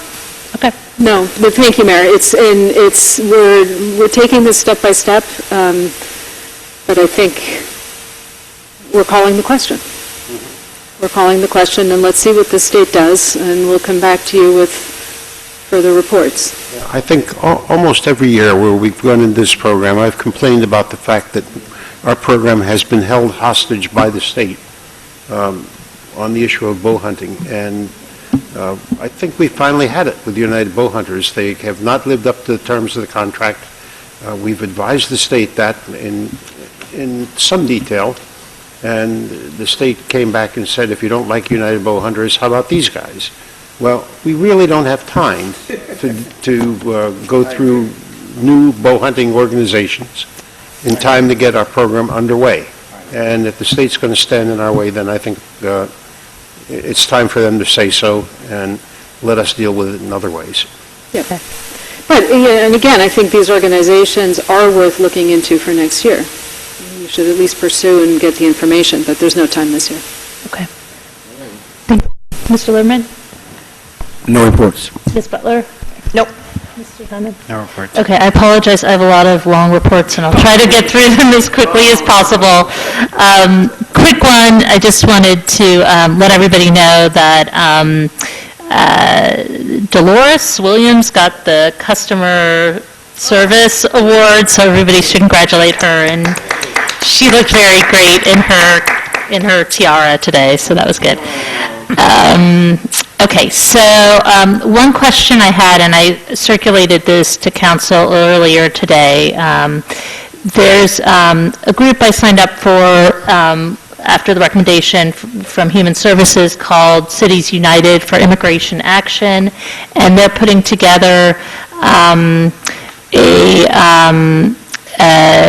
appeal of the United States Court of Appeals to the Fifth Circuit affirmed in Texas versus United States the grant of preliminary injunction preventing the nationwide implementation of the President's executive action on immigration. And it's likely that the White House is going to ask for an expedited Supreme Court review, and so this group is putting together an amicus brief, and they're asking towns to sign on. And before we move forward to that, I just want to make sure that there is support from council. Again, we sign on to show our support, but there's no financial expectation. I'm fine with it. Okay. Seems like a Okay, good idea. yes, I think that's consistent with our... Statement of what we're supporting, if I missed this in the emails? There's a letter that I sent out, that they're asking the different... But Brittany, I think what it is that it's in support of the president's action. This is the DACA program when he couldn't get immigration reform through Congress, and he did his executive action, and then the state of Texas challenged it, and it's moving through the court. So it's in support of the president's immigration reform, giving legal status to the parents of kids born here. Remember that proposal, and it would be supporting the president's actions as it moves through the, hopefully as the Supreme Court expedites its hearing. Thank you. And then I went ahead and signed on to 2 mayor's letters that required a quick turnaround, so just wanted to let council know. The first was a national letter urging Congress to take no actions that would prevent Syrian refugees from entering the United States after they completed their screening process. And the other was a letter signed by a bunch of New Jersey mayors encouraging the override of one of Governor Christie's vetoes of a bill, S 2786 and A 4218, that would require anybody that has been convicted of a domestic abuse to turn in any guns they own if they've been prohibited from having them because of the domestic violence. I mean, it seemed like, I can't remember if the council had already weighed in on that one or not, but I felt like that I was comfortable signing on to that one as well. I attended 2 conferences last week that I just wanted to report on. The first was the New Jersey League of Municipalities Conference down in Atlantic City. I chaired a really great panel on technology that Bob McQueen and Christina Iliff presented about Access Princeton. They did a really great job, and it was very well received. It was a full room for that, and I also chaired panels on heritage tourism and sustainable energy with Sustainable Princeton. I attended a panel on about tiny homes, and there was a lot of interest about tiny homes. One of the interesting discussion items was that it was felt like even if your home is tiny, the cost of it is driven by, or the entire package of cost of it is driven by the land value. And so if you're in a very expensive community, the reason why you do tiny homes is not necessarily for affordability, it's more for sustainability. And so it's just something to think about. There was also a discussion about this idea of a granny flat, and the proposal, I'm just not sure if it would have traction in Princeton or not, but the idea is like, well, you keep it on wheels, and that way, when you move, you could take this little home with you. Oh, no. Oh. That's fine. All right. That's fine, excuse me. And so some of these apply, that you can take home, and some of them not. And then I went down to DC and just attended one day of a conference put on by this group called the New Deal, which is about progressive leaders and looking at ways to make sure that the economy is lifting all boats. And there was a really great talk there about creating a culture of innovation within government. And there were also some really interesting ideas about things happening in other communities that I will try to summarize and send around to folks. There's also a really interesting discussion about driverless cars. I was talking to a council member from Pittsburgh, and putting a ton of money into driverless cars. And people are starting to think about, should we be building more parking lots? This is going to be potentially transformative in terms of, are people even going to have cars where they need to park them? What is it going to do to transit? And it's just something that we should have in the back of our minds. It's like nobody really knows if it's going to completely take off, but if it does, it can completely transform everything. You know, we have one of the foremost experts on driverless cars in the country, right, in our Yeah. own community. Yeah. And that's Alan Alan Kornhauser. Kornhauser, yeah. Yeah, but I think that there's now being serious private money and research and development being spent on it, so it was just interesting to hear that's starting to go into some of the big cities and their planning. And then lastly, there's the Code for Princeton Group is working on these two applications, both of which are pretty interesting. One is a rideshare app, and then the other is a jobs app for low-wage jobs. And Veronica Olivares is working with a Code for Princeton Group, and it's going to be in both Spanish and English, and they've been reaching around to different employers.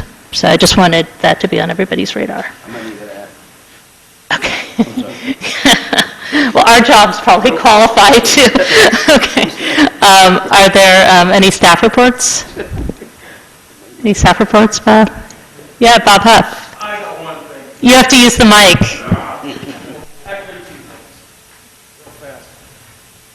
Just so that you're all aware, we will, the week of December 14th, have an additional leaf collection.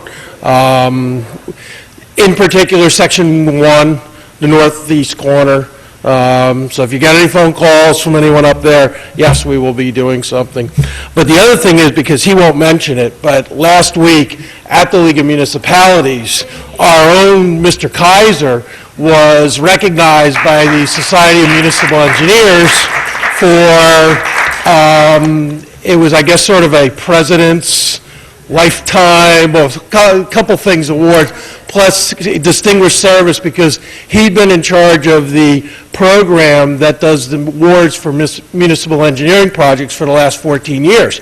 So as a result, Princeton hasn't been able to win any of those awards because he's been in charge of the program. But they did recognize him. There were a whole bunch of us that were at the luncheon. Liz was there, Jack, Deanna, a couple other staff members, myself. So he won't mention it to you, but somebody has to. So congratulations. Okay. We are all really proud of Bob. And he was also he ended up sitting next to the guy who, Senator Bramnick, who was doing some sort of comedy routine, and poor Bob ended up as the example for all of his jokes. All right. Okay, so now we come to the consent agenda, which contains items of a routine nature, passed by single vote. Are there any items anybody would like removed from the consent agenda? I'll make a motion that we vote in block for the consent We're going to do agenda. that, but do you want to move it? So moved. Moved by Mr. Lieberman and seconded by Mr. Miller. All in favor? Aye. Any opposed? Okay, and then is there still a closed session to be had? Okay, all right, is there a motion to adjourn? Second. All in favor? Aye. You know, by the way, this has been on the whole time behind us. Oh, I didn't know if there was going to be I thought there might be a present. And then you can avoid getting, or Nick, you don't have to stay.